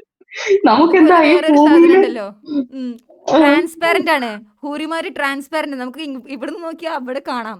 കാരണം അവർക്ക് ഇങ്ങനെ സ്കിന്നൊന്നും ഇല്ല, ഒരു ഗ്ലാസ് പോലെയൊക്കെ. അതും കേട്ടിട്ടുണ്ട്. അതായത് ഈ ഭയങ്കര വെളുപ്പിനും സൗന്ദര്യത്തിനും ഒക്കെ ഭയങ്കരമായിട്ടൊരു ഇമ്പോർട്ടൻസ് ഇതിനകത്ത് കൊടുക്കുന്നുണ്ട്. നല്ല വർണ്ണ നല്ല ഒരു കളർ ഡിസ്ക്രിമിനേഷൻ ഇതിനകത്ത് പറയുന്നുണ്ട്. മുഹമ്മദ് നബിക്ക് ഭയങ്കര സുന്ദരനാണ്, ഭയങ്കര വെളുപ്പാണ്, അതാണിതാണെന്നൊക്കെ പറയത്തില്ലേ. സൗന്ദര്യവും പിന്നെ സുഗന്ധവുമാണ്, സ്ത്രീകളെയും സുഗന്ധവുമാണ് മുഹമ്മദ് നബിക്ക് ഏറ്റവും കൂടുതൽ ഇഷ്ടമുള്ളതെന്ന് പുള്ളി തന്നെ പറഞ്ഞിട്ടുണ്ട്. അത് എക്സ്പ്ലിസിറ്റ്ലി പറയണ്ടില്ലായിരുന്നു, നമുക്ക് ഹദീസ് വായിച്ചാൽ മനസ്സിലാവും. പിന്നെ സത്യം പറഞ്ഞാല് മുഹമ്മദ് നബിക്ക് പണ്ട് തൊട്ടേ ഒരു ചൈൽഡ്ഹുഡ് ട്രോമ കിട്ടിയിട്ടുണ്ട്. ഉം. പുള്ളിയുടെ വാപ്പ നേരത്തെ മരിച്ചുപോയി. അധികം താമസിക്കാതെ തന്നെ ഉമ്മായും മരിക്കുന്നു. അങ്ങനെ മുഹമ്മദ് നബിയെ പറഞ്ഞിട്ടുള്ളത് എന്താ, കുന്നിൻ ചെരുവിലെ ഈന്തപ്പന എന്നൊക്കെയല്ലേ ആൾക്കാർ പറഞ്ഞിട്ടുള്ളത്. ഉം. നമ്മൾ ആ ഹദീസൊക്കെ നമ്മൾ പണ്ട് കണ്ടിട്ടുള്ളതല്ലേ. അപ്പൊ അതുപോലെ കുറെ ഈ പീഡനങ്ങളും കളിയാക്കലുകളും ഒക്കെ സഹിച്ച് വന്ന ഒരു അനാഥനായിട്ടുള്ള ഒരു ബാലനായിരുന്നു ഈ മുഹമ്മദ് നബി. അപ്പം അന്നേരം പുള്ളിയുടെ മനസ്സിൽ ഇങ്ങനെ ഒരു പകപോക്കുണ്ടായി ഈ സമൂഹത്തിനോടും, അതുപോലെ തന്നെ ഈ പുള്ളിയെ കളിയാക്കിയവരോടും എല്ലാവരോടും പുള്ളിക്കൊരു വല്ലാത്തൊരു പക വന്നു. നീയൊക്കെ എന്നെ ഇപ്പൊ കളിയാക്കിക്കോ, ഞാൻ നോക്കിക്കോ, നിന്നെയൊക്കെ ഞാൻ ഇവിടെ മുട്ടുമടക്കിക്കും. അങ്ങനെ ഒരു സാധനത്തിൽ നിന്നാണ് ഈ പുള്ളി ഇങ്ങനെ പിന്നെ പ്രബോധനം കിട്ടിയെന്നും പ്രവാചകനായെന്നും ദൈവദൂതനാണെന്നും ഒക്കെ ഉണ്ടാക്കിയത്. എല്ലാരെയും അങ്ങനെ ആ ഒരു മനസ്സിലിങ്ങനെ വൈരാഗ്യം കിടക്കുക പുള്ളിയുടെ. അല്ലെ നീയൊക്കെ ഇങ്ങനെ പറഞ്ഞില്ലേ, എല്ലാത്തിനെയും ഞാൻ കാണിച്ചുതരാം, ഞാൻ വലിയ ആളാകും, ഞാൻ രാജാവാകും എന്നുള്ളൊരു സാധനം ഇങ്ങനെ കിടന്ന് അങ്ങനെയാണ് പുള്ളി എല്ലാം പിടിച്ചടക്കി ഒരു നേതാവായത്. സത്യം പറഞ്ഞാൽ ഒരു പൊളിറ്റീഷ്യൻ എന്നുള്ള നിലയിൽ മുഹമ്മദ് നബി ഭയങ്കര ഒരു കണ്ണിങ് ആയിട്ടുള്ള ഒരു പൊളിറ്റീഷ്യൻ ആണെന്ന് നമുക്ക് പറയാൻ പറ്റും. ഇപ്പോഴും ഈ 1000 വർഷം കഴിഞ്ഞിട്ട് പോലും പുള്ളിക്ക് വേണ്ടിയിട്ട് ഇതുപോലെ ആൾക്കാർ ചാവാനും കൊല്ലാനും വെട്ടാനും ഒക്കെ നടക്കുന്നുണ്ടെങ്കിൽ പുള്ളിയുടെ റേഞ്ച് എന്തുവാ? ഒരു പോത്തിനീസ് ബ്രിഗേഡ്സ്. രാഷ്ട്രീയക്കാരൻ ഒരു രാഷ്ട്രീയക്കാരൻ എന്നുള്ള നിലയിൽ മുഹമ്മദ് നബിയെ മാതൃകയാക്കണം. ഭയങ്കര ഒരു ഇപ്പോഴും ഇപ്പോഴും ഇപ്പോഴും അങ്ങനെ പുള്ളിയുടെ ഫോളോവേഴ്സ് നിൽക്കുന്നുണ്ടെങ്കിൽ അത് ഞെറാൻ എടുക്കുക തന്നെയാണ്. രാഷ്ട്രീയം എന്നുള്ള ഒരു നിലയിൽ മുഹമ്മദ് നബിയെ മുൻനിർത്തിക്കൊണ്ടല്ലേ ഇവർ ഈ മൊത്തം പിടിച്ചെടുക്കിയത്. അല്ലാതെ ബാക്കിയുള്ള കാര്യത്തിൽ മാനവരിൽ മഹോന്നതരെന്നൊന്നും പറയാൻ പറ്റത്തില്ല നമുക്ക് ഒരിക്കലും. മനോഹരനാണെങ്കിൽ പറയല്ലേ, കാരണം വെളുത്ത് തുടുത്ത് നീണ്ട് അങ്ങനെയൊക്കെയല്ലേ പറയുന്നത്. അതെ, മന്മഥനെന്നും വേണേ പറയാം. മാനവരിൽ മന്മഥൻ. അതെ, അത് നല്ല പേരാണ്, അത് നമുക്ക് എടുക്കാം. അപ്പൊ ഈ മന്മഥനെ നമ്മൾ ഒരുപാട് ആരാധിച്ചിരുന്നല്ലോ. ഇപ്പൊ ഞാനാണെങ്കിലും ബിയാത്താണെങ്കിലും ഒക്കെ നമ്മുടെ കരളിന്റെ കഷ്ണം ആയിരുന്നല്ലോ ഒരു കാലത്ത്. അപ്പൊ ഇത് വായിക്കുമ്പോ ഇത് ഇയാൾക്ക് വേണ്ടി ഉണ്ടാക്കിയ ഒരു പ്രസ്ഥാനാണ്. എന്ന് വെച്ചാൽ ഈ മതവും രാഷ്ട്രീയവും കൂട്ടിക്കലർത്തി ഇയാളുടെ ആവശ്യങ്ങൾ സാധിച്ചെടുക്കാൻ വേണ്ടി ഉണ്ടാക്കിയ ഒരു ഇൻസ്റ്റിറ്റ്യൂഷൻ ആണ് ഈ ദീൻ എന്ന് പറയുമ്പോൾ പിന്നെ നമുക്ക് കുറച്ച് റെസ്പെക്ട് ഒക്കെ പോവില്ലേ. അപ്പൊ ആ ഒരു റെസ്പെക്ട് ഒക്കെ പോയ ഈ മുത്തിന്റെ ഹദീസും കാര്യങ്ങളൊക്കെ വായിച്ചിട്ട് അയ്യേ ആർട്ടിസ്റ്റ് ബേബി ഇത്ര മോശമായിരുന്നു എന്ന് നമുക്ക് തോന്നുന്ന എന്തെങ്കിലും ഇൻസിഡന്റ് ഉണ്ടായിട്ടുണ്ടോ? മാറിയത്തിൽ കിബിത്തിയ ആ ഒരു അടിമ സ്ത്രീയുമായിട്ട് പുള്ളി ബന്ധപ്പെട്ടുകൊണ്ടിരുന്നപ്പം ഹബ്സയുടെ വീട്ടിൽ വെച്ചുണ്ടായ സംഭവം. അന്നേരം കയറി വന്നപ്പം അടിമ സ്ത്രീകൾ നിങ്ങൾക്ക് ഹലാലാക്കി എന്ന് പറഞ്ഞപ്പോ ഞാൻ ഓർത്ത് എന്തൊരു ചീപ്പ് മനുഷ്യനായത് എന്നോർത്തത്. എനിക്ക് അതാണ് തോന്നിയിട്ടുള്ളത്. പിന്നെ ഖൗല എന്ന് പറയുന്ന ഒരു പുള്ളിയുടെ ആന്റി, അവരെ മരിച്ചു കഴിഞ്ഞിട്ട് പോലും എന്തോ സെക്ഷലി അബ്യൂസ് ചെയ്തെന്നുള്ളൊരു ഹദീസ് ഉണ്ട്. ഈ 2 ഇൻസിഡന്റ് ആണ് എനിക്ക് അത്രയും ഒരു വൃത്തികേടായിട്ട് തോന്നിയിട്ടുള്ളത്. അത് ഞാൻ കേട്ടിട്ടില്ല കൗലന്റെ കാര്യം. സോ എനിക്കത് പോയി പഠിക്കണം. വേറൊരു സ്ത്രീനെ, ഒരു ഗോത്രത്തിന്റെ രാജ്ഞിയായിരുന്നു, ഗോത്രത്തിന്റെ തലവയായിരുന്ന സ്ത്രീനെ അവളോടുള്ള ദേഷ്യം കാരണം 2 ഒട്ടകത്തിന്റെ കൈ ഒരു ഒട്ടകത്തിന്റെ കാലിലും കാല് വേറൊരു ഒട്ടകത്തിന്റെ കാലിലും കെട്ടിയിട്ടിട്ട് ആ ഒട്ടകങ്ങളെ 2 ഡയറക്ഷനിലോട്ട് ഓടിപ്പിച്ചിട്ട് ഈ സ്ത്രീനെ സെപ്പറേറ്റ് ആക്കിയ ഒരു ഹദീസ് ഉണ്ട്. അത് സഹീഹായ ഹദീസാണ്. അത് ഞാൻ കേട്ടിട്ടുണ്ട്. അപ്പോഴും എനിക്ക് തോന്നിയത് ഇയാൾ ചില്ലറ സൈക്കോ ഒന്നും അല്ലെന്നുള്ളത്. അപ്പം ഈ പുള്ളി ഇയാളുടെ മനസ്സിൽ ഈ ഒരു ട്രോമ കിടന്ന് അത് വൈരാഗ്യമായി, ആൾക്കാരോടുള്ള ദേഷ്യമായി, പകയായി. പിന്നെ സ്ത്രീകള് പ്രസവിച്ചപ്പോ കുറച്ചാൾ കഴിഞ്ഞപ്പോ തന്നെ ഉമ്മ മരിച്ചുപോയി. അപ്പം ഉമ്മയോടുള്ള റെസ്പെക്റ്റും ഒന്നും ഇല്ല. അങ്ങനെ സ്ത്രീകളോടുള്ള റെസ്പെക്റ്റ് ഒന്നും ആരോടും കാണിച്ചിട്ടോ എടുത്തിട്ടോ ഒന്നും ഇല്ല. ഒരു കാട്ടറബി സത്യം പറഞ്ഞാല്. അതുകൊണ്ടാണ് ഇങ്ങനെ സ്ത്രീകളെ വെറും ഒരു കൃഷിയിടമായിട്ടൊക്കെ കാണാനും പുള്ളിയുടെ ഫോളോവേഴ്സിനൊക്കെ ഇങ്ങനെ പഠിപ്പിച്ചു കൊടുക്കാനും 9 വയസ്സുകാരിയെ കല്യാണം കഴിക്കാനും അവരോട് പറയത്തില്ലേ, സഹാബികൾക്ക് ഇതുപോലെ ചെസ്റ്റ് ഫീഡ് ചെയ്യാൻ പറയത്തില്ലേ, ആ ഹദീസ് കേട്ടിട്ടുണ്ടോ? മുലകുടി ഹദീസ്. ആ അതൊക്കെ വായിച്ചിട്ട് നമുക്ക് എങ്ങനെ മനസാക്ഷിയുള്ള ആൾക്കെങ്കിലും പിന്നെ അതിൽ നിൽക്കാൻ പറ്റുമോ? പാത്തു പറ, പറ്റുമോ? നമ്മൾ എന്ത് വേണമെങ്കിലും പറഞ്ഞോട്ടെ, പോവില്ലേ? ഇങ്ങനെയൊക്കെ ചെയ്തിട്ടുള്ള ഒരാളെ ദൈവത്തിന്റെ ദൂതനായിട്ട് എനിക്ക് എന്തായാലും ഒരിക്കലും കാണാൻ പറ്റത്തില്ല. ഞാൻ എന്റെ മക്കളോടും ഇത് പറഞ്ഞു കൊടുക്കും. അപ്പൊ ഇതിനിപ്പോ അന്ന് ഈ ഖുറാനൊക്കെ വായിക്കുമ്പോൾ നമ്മൾ അത്രയും സ്നേഹിക്കുന്ന ഒരാളാണ്. അപ്പൊ ഇതിപ്പോ ഈ ഹദീസൊക്കെ ആരെങ്കിലും കെട്ടിച്ചമച്ചുണ്ടാക്കിയത്, അപ്പൊ ഈ ഹദീസ് അങ്ങോട്ട് തള്ളിക്കളഞ്ഞ് ഖുറാനിസ്റ്റ് ആവാം അങ്ങനെ എന്തെങ്കിലും, അതൊന്നും ചെയ്യാതിരുന്നതിന്റെ കാരണം എന്താ ബിയാത്തു? ഹദീസ് തള്ളിക്കളഞ്ഞാലും ഖുറാൻ നമുക്ക് ഇഷ്ടപ്പെടാൻ പറ്റത്തില്ലല്ലോ. ഖുറാനകത്തും കൂടുതൽ പറയുന്നുണ്ടല്ലോ, രണ്ടും ഏതാണ്ട് കട്ടയ്ക്ക് നിൽക്കത്തില്ലേ. അതെ, ഖുറാനിൽ ഒരുപാട് സാധനങ്ങളുണ്ട്. അല്ലെങ്കിൽ ഇവർക്ക് അതും പറഞ്ഞ് ഒരുപാട് സാധനങ്ങളുണ്ട്, അപ്പുറമുണ്ട്.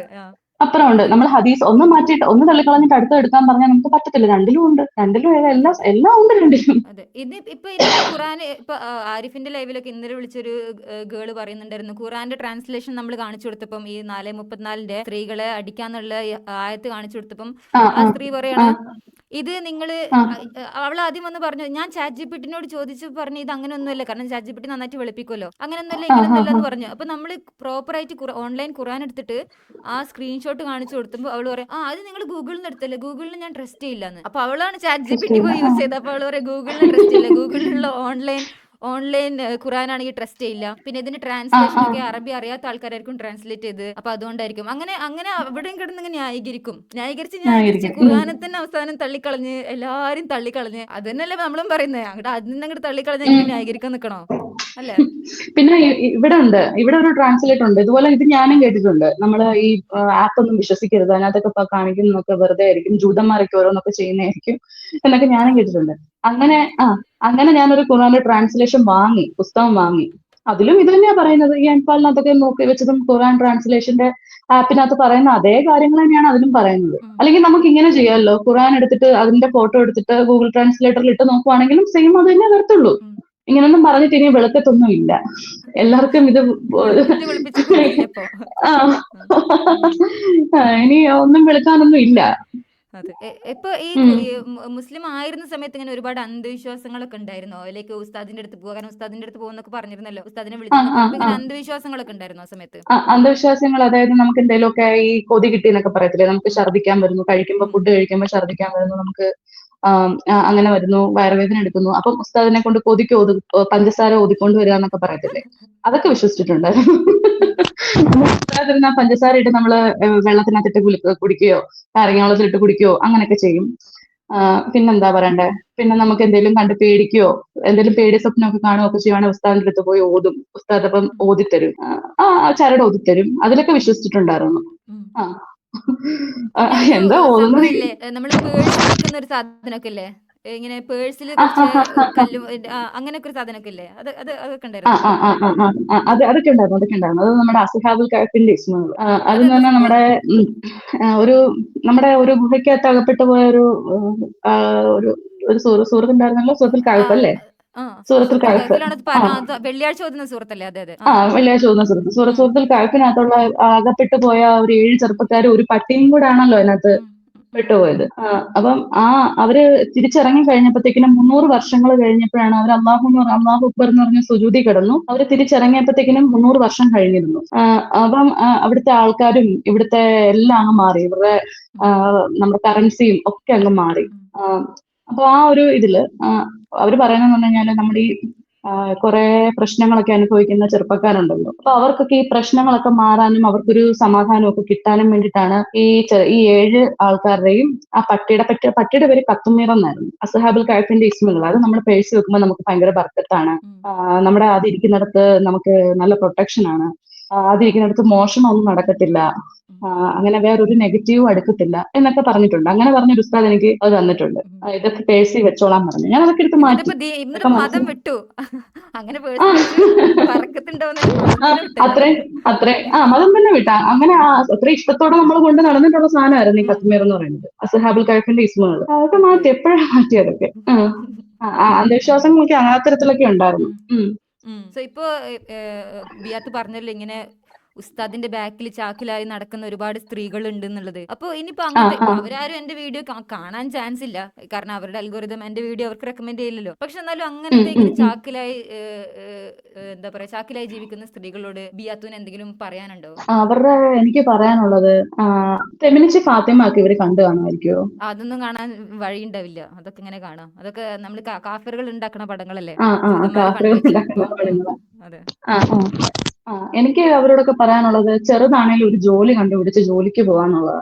ഇപ്പം എത്ര ആയിക്കോട്ടെ, ഒരു വളരെ ചെറിയ സാലറി ആയിക്കോട്ടെ, അവരവർക്ക് ഫോൺ റീചാർജ് ചെയ്യാനും അല്ലെങ്കിൽ അവരവർക്ക് ഇഷ്ടമുള്ള ഭക്ഷണം മേടിച്ച് കഴിക്കാനും അല്ലെങ്കിൽ അവരവരുടെ മക്കൾക്ക് പോക്കറ്റ് മണി ആയിട്ട് എന്തെങ്കിലും കൊടുക്കാനും, ചെറുതാണേലും ഒരു ജോലി ഉള്ളത് ഈ ചാക്കി നടക്കുന്ന ആൾക്കാർക്ക് അവർ സമ്മതിക്കുമോ ഇതിന് ജോലിക്ക് പോകാൻ? അതൊന്നും ഉണ്ടാവില്ല. വീട്ടിലിരുന്ന് നെല്ലിക്കെട്ട് പൊന്നാനി മത്തിക്കറി ഉണ്ടാക്കാം. അതാണ് ആ ആ ആ ആ നിയമം. യാ. അതൊക്കെയാണ്. അല്ലെങ്കിൽ അവരറിയാതാണെ പോലും ഇപ്പൊ ഓൺലൈനിൽ കൂടെ ഒക്കെ കുറച്ച് ചെറിയ പരിപാടിയൊക്കെ ഇല്ല, അല്ലെങ്കിൽ കുടുംബശ്രീ പോലെയോ അങ്ങനെയൊക്കെ എന്തെങ്കിലുമൊക്കെ ഇത് കാണുമല്ലോ. അങ്ങനെ എന്തെങ്കിലും സ്വന്തമായിട്ട് കുറച്ച് വരുമാനം ഉണ്ടാക്കുന്നത് എപ്പോഴും നല്ലതായിരിക്കും. അതായത് ഇവരൊന്നും ആശ്രയിക്കണ്ടല്ലോ. അപ്പം ഇവർക്ക് വരുമാനം കിട്ടുമ്പം ഇവർക്കൊരു കോൺഫിഡൻസ് കിട്ടും.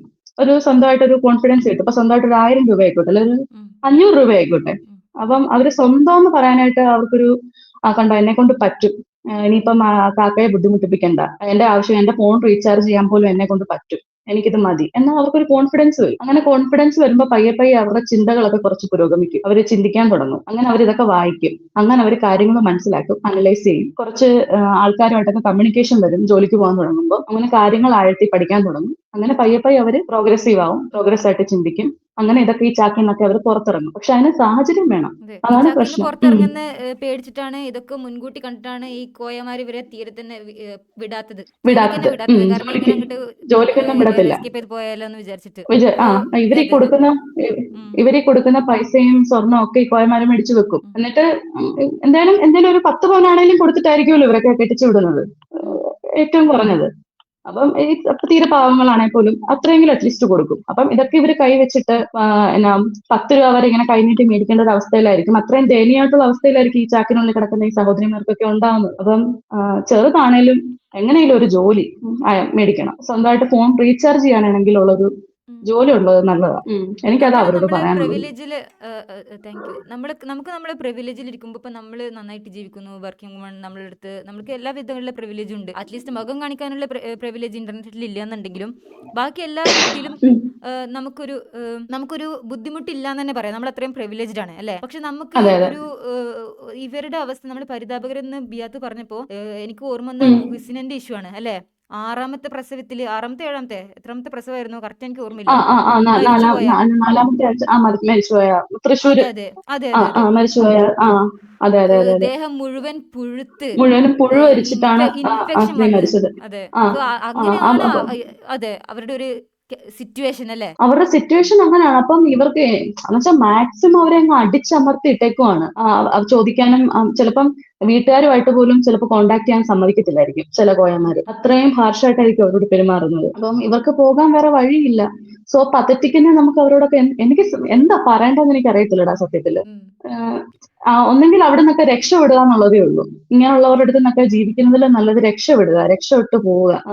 മക്കളെയൊക്കെ എടുത്ത് എന്തേലും ഒരു വഴി കാണും, അങ്ങനെ ജീവിക്കുന്നതിലും ഭേദം അത് തന്നെയാ. അതെ. പക്ഷെ ഇവര് ഉം. ഡിവേഴ്സ് നോക്കിക്കഴിഞ്ഞാൽ മഹല്ല് കമ്മിറ്റിക്കാരും വീട്ടുകാരും എല്ലാരും കൂടെ നോക്കി മാക്സിമം തിരിച്ചു പറഞ്ഞു വെക്കാനേ ശ്രമിക്കുക. തിരിച്ചു പറഞ്ഞേക്കാനേ ഇവരങ്ങനെ ശ്രമിക്കത്തുള്ളൂ. അങ്ങനെയാണ്. അതെ അതെ. ഇവരുടെ നമ്മുടെ നാട്ടിലെ ആ ആ സിസ്റ്റം തന്നെ അങ്ങനെയാണ്. കാരണം ഈ ഡിവേഴ്സ് എന്ന് പറയുന്നത് പടച്ചോന്റെ സിംഹാസനം കുലുങ്ങുന്ന ഒരു അവസ്ഥയാണല്ലോ. അവസ്ഥയാണ്. ആ ആ ആ അപ്പൊ അള്ളാഹുവിന്റെ അങ്ങനെ അർശ് അതെ. കുലുങ്ങുന്ന ഒരവസ്ഥയാണ്. അയ്യോ ആ അങ്ങനെ ദിവസം കുലുങ്ങിക്കൊണ്ടിരിക്കുകയാണ്. എപ്പോ 24 hours വൈബ്രേറ്റ് ചെയ്യുന്ന ഒരു കസേരയാണ് പഠിച്ചോനുള്ളത്. കാരണം ഈ ലോകത്ത് എത്രത്തോളം ഡിവേഴ്സ് ദിവസം നടക്കുന്നുണ്ട് അല്ലെ. ഇനി അതൊക്കെ മാറ്റിയിട്ട് ഇപ്പൊ എത്ര അർശം മേടിച്ചാണ് പുതിയത്, മറ്റേതെല്ലാം കുലുങ്ങി കുലുങ്ങി പോയില്ലേ.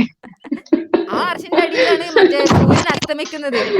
ഈ കുലുങ്ങുന്ന അർഷിന്റെ ഇടയിലാണ് വൈകുന്നേരം വന്നിട്ട് സൂര്യൻ അസ്തമിക്കുന്നത്. അയ്യോ. അയ്യോ. ആ ചളിക്കുണ്ടിലല്ല അസ്തമിക്കുന്നത്. അതെ. അപ്പൊ ചളിക്കുണ്ടിലെ സൂര്യൻ, മുതുകിൽ നിന്ന് വരുന്ന ബീജം ചളിക്കുണ്ടിൽ അസ്തമിക്കുന്ന സൂര്യൻ. കുലുങ്ങുന്ന അർഷ്. ആ, ആ, അങ്ങനെ. ഇപ്പൊ ഞാനിത് ഉം. ചെറുപ്പത്തിൽ ഇങ്ങനെയൊക്കെ പഠിച്ചവനെ ഇങ്ങനെ ചിന്തിക്കുമല്ലോ. ഇപ്പൊ ഇങ്ങനത്തെ ഇങ്ങനെ ഡിസ്ക്രിപ്ഷൻ ഒക്കെ തരുമ്പോ രൂപമില്ല എന്നൊക്കെ പറയും, പക്ഷെ ഡിസ്ക്രിപ്ഷൻ ഒക്കെ സിംഹാസനം ഉണ്ട്. അപ്പൊ ഞാൻ ആ, പഠിച്ചവനായിട്ട് കണ്ടിരുന്നത് എന്റെ വീടിനടുത്തുള്ള ഒരു തട്ടൊക്കെ ഇട്ടിട്ട് ഒരു താത്തുണ്ട്, ഫുള്ള് കവറൊക്കെ ചെയ്തിട്ടില്ല. അപ്പൊ ആ. എന്റെ മനസ്സിൽ പഠിച്ചോന്ന് പറഞ്ഞാൽ ഏകദേശം അതേ ഒരു രൂപമായിരുന്നു. എന്നിട്ട് ഞാൻ എന്റെ വീട്ടിൽ ചോദിക്കുന്ന അങ്ങനെ ഏകദേശം അതുപോലെ ഉണ്ടാവും കാണാനായിട്ട്. ഈ ഡിവോഴ്സ് കഴിയുമ്പോൾ സിംഹാസനം കുലുങ്ങുന്നു പറഞ്ഞ് പേടിപ്പിച്ചിട്ട് ഇത്രയും അബ്യൂസീവ് റിലേഷൻഷിപ്പിൽ ഇരിക്കുന്ന സഫർ ചെയ്യുന്ന ഗേൾസിനെ എസ്കേപ്പ് ചെയ്യാൻ സമ്മതിക്കാത്ത ഒരു നല്ലൊരു സമാധാനമത ആയതുകൊണ്ട് തന്നെ ഈ നിക്കാഹ് എന്ന് പറഞ്ഞാൽ നമ്മൾ ഒരുപാട് ഇപ്പൊ എന്റെ ചാനലിൽ ഞാൻ ഒരുപാട് ഡിസ്കസ് ചെയ്തു. കാരണം അത്രയും സ്ത്രീ വിരുദ്ധമായിട്ടുള്ള ഒരു കോൺസെപ്റ്റ് ആണ് നിക്കാഹ് അല്ലെ. നിക്കാഹ്. അപ്പോ അതെ അതെ അതെ. ഇസ്ലാമിലെ നിക്കാഹിനെ കുറിച്ചിട്ട് എന്താണ് ബിയാത്തിന്റെ അഭിപ്രായം? നിക്കാഹ് എന്ന് പറയുന്ന ഒരു അറബി വാക്കാ അല്ലെ. ഉം. നിക്കാഹിന്റെ അർത്ഥം എന്ന് പറയുന്നത് നിക്കാഹ് എന്ന് പറഞ്ഞാൽ ലയിക്കുക എന്നുള്ള അർത്ഥമാണ്. അപ്പം ഉം. ചിലപ്പോ സെക്സ് എന്നുള്ളതും അതിനകത്ത് ഉണ്ടായിരിക്കാം. അല്ലാതെ ഒരു സ്ത്രീയും പുരുഷനും ഭാര്യയും ഭർത്താവും ലയിച്ച് ഒരുമിച്ച് ജീവിക്കുക എന്നുള്ള അർത്ഥവും അതിനകത്ത് വരാം. രണ്ടർത്ഥവും പറയാമല്ലോ. അപ്പം അത്രയും വലിയൊരു സ്ത്രീയുടെ ജീവിതത്തില് അവളല്ലേ കല്യാണം കഴിക്കുന്നത്, എന്നിട്ട് പോലും അവിടെ നിക്കാഹിന് സ്വന്തം നിക്കാഹിന് വരാൻ പറ്റാത്ത ഒരു നിസ്സഹായാവസ്ഥ എല്ലാ ഇസ്ലാമിലെ സ്ത്രീകൾക്കും ഇല്ലേ. ഒരു കാലിച്ചന്തയിൽ ഇതിനെ മാടിനെ വിൽക്കുന്ന പോലല്ലേ അവളുടെ വാപ്പ വേറൊരു പുരുഷന് അവളെ വിൽക്കുന്നത്. ആ ഒരു എന്തോ ഒരു എഗ്രിമെന്റ് പറഞ്ഞിട്ടല്ലേ അവര് അതെ ചെയ്യുന്നത്. അതെ അതെ. എന്റെ ആ നിക്കാഹ് ഒരു കൂലി ആ കൂലി ആ വാങ്ങിച്ചിട്ട് മാടിനെ വാങ്ങിച്ചിട്ട് വിൽക്കുന്നത്. അതെ. വിൽക്കുന്ന പോലെ. അപ്പം ഒരു ജീവിതത്തിൽ അത്രയും വലിയൊരു ഇമ്പോർട്ടന്റ് ആയിട്ടുള്ള ഒരു കാര്യത്തിന് പോലും മുസ്ലിം സ്ത്രീകൾക്ക് പങ്കെടുക്കാൻ പറ്റത്തില്ലെന്ന് പറയുമ്പോൾ തന്നെ അവിടെ പൊളിഞ്ഞില്ലേ, ഇത് വെറും പൊള്ളയാണെന്ന്. ഇവർ ഈ പറയുന്ന ഇസ്ലാമിക് ഫെമിനിസ്റ്റുകളുടെ എല്ലാ വാദത്തിനും നമുക്ക് തകർക്കാൻ പറ്റുന്ന ഏറ്റവും വലിയൊരു പോയിന്റ് ആണ് ഈ നിക്കാഹ് എന്ന് പറയുന്നത്. അവിടെ ഈ പെണ്ണിന് ഇപ്പൊ പറയാനോ എടുക്കാനോ അല്ലെങ്കിൽ സ്വന്തം കല്യാണം കഴിക്കാൻ പോകുന്ന ഒരു പുരുഷനോട് സംസാരിക്കാൻ പോലും ഒരു അവസരം അവിടെ ഉണ്ടാക്കി കൊടുക്കുന്നില്ല. അവിടെ ഇടപാട് മുഴുവനും പെണ്ണിന്റെ അച്ഛനും ഹസ്ബൻഡ് ആവാൻ പോകുന്ന ആളുമായിട്ട് അല്ലേ. അതെ അതെ എനിക്ക് അത്രയും സ്ത്രീ വിരുദ്ധല്ലേ എനിക്കത് അത് ഉം അത്രയ്ക്ക് വലിയ സ്ത്രീ വിരുദ്ധതയല്ലേ അതിനകത്ത് കാണിക്കുന്നത്. എനിക്കതിനകത്ത് പ്രത്യേകിച്ച് എന്താ പറയേണ്ടത്, പുച്ഛം മാത്രമേ ഉള്ളൂ അഭിപ്രായം. അതെ അതെ ഏറ്റവും വൃത്തിയായിട്ടൊരു അവസ്ഥ എന്താന്ന് വെച്ചാല് ഇപ്പം ഒരു സ്ത്രീയെ കല്യാണം കഴിക്കുന്ന ഈ ലേഡീനെ ജീവിതകാലം മുഴുവൻ നോക്കിയത് സ്വന്തം അമ്മയാണ്. അവരുടെ ഹസ്ബൻഡ് സീനിലില്ല, കുട്ടിന്റെ ഫാദർ സീനിലില്ല. എന്നിരുന്നാലും ഈ കല്യാണം കഴിക്കുന്ന സമയത്ത് കൈപിടിച്ച് കൊടുക്കേണ്ടത് ഭർത്താവായ സ്ഥിതിക്ക്, ഹസ്ബൻഡ് ആയ സ്ഥിതിക്ക് ഇങ്ങനെ ഈ നാട് മുഴുവൻ തപ്പിയിട്ട് ഇതുവരെ ആ കുട്ടിനെ തിരിഞ്ഞു നോക്കാത്ത ഒരു ഫാദറിന് വേണ്ടി നാട് മുഴുവൻ അലച്ചില്ല. എന്നിട്ട് ഒരു ഉപകാരമില്ലാത്ത ഇയാളെ കൊണ്ട് വന്നിട്ടാണ് ഇപ്പൊ സ്വർണം കൊടുത്തിട്ടും കല്യാണ ചെലവ് നടത്തിയതൊക്കെ സ്വന്തം അമ്മയാണെങ്കിലും വാപ്പയാണ് കൈപിടിച്ച് കൊടുക്കേണ്ടത്. കൈപിടിച്ചു അത് കൊടുക്കുന്നത്. അത് അതെ അതെ ഇസ്ലാമിക നിയമമായിട്ട് അവർ എഴുതി വെച്ചിട്ടില്ലേ അങ്ങനെ? അതെ ആ അത് മുഹമ്മദ് നബി തന്നെ പറഞ്ഞിട്ടില്ലേ, സ്ത്രീകള് വീടിന്റെ ഉള്ളിൽ കഴിയേണ്ടവരാണ്. നമസ്കരിക്കേണ്ടത് പോലും വീടിന്റെ ഉള്ളിന്റെ ഉള്ളിലാണ്. നമുക്ക് പൊതുസമൂഹത്തിലൊന്നും അങ്ങനെ വരാനുള്ള ഒരു ഇതില്ല, സ്കോപ്പ് ഇല്ല എന്നൊക്കെ തന്നെയല്ലേ അവര് പറഞ്ഞേക്കുന്നത്. അതെ അപ്പൊ പെണ്ണിന്റെ ഉമ്മ എത്ര കഷ്ടപ്പെട്ട് വളർത്തിന്ന് പറഞ്ഞാലും അവർക്ക് അത്രയ്ക്കുള്ള ഒരു വില ഇസ്ലാം കൊടുക്കുന്നുള്ളൂ. അതുകൊണ്ടാ പകുതി ബുദ്ധിയും അവർക്ക് അല്ലേ?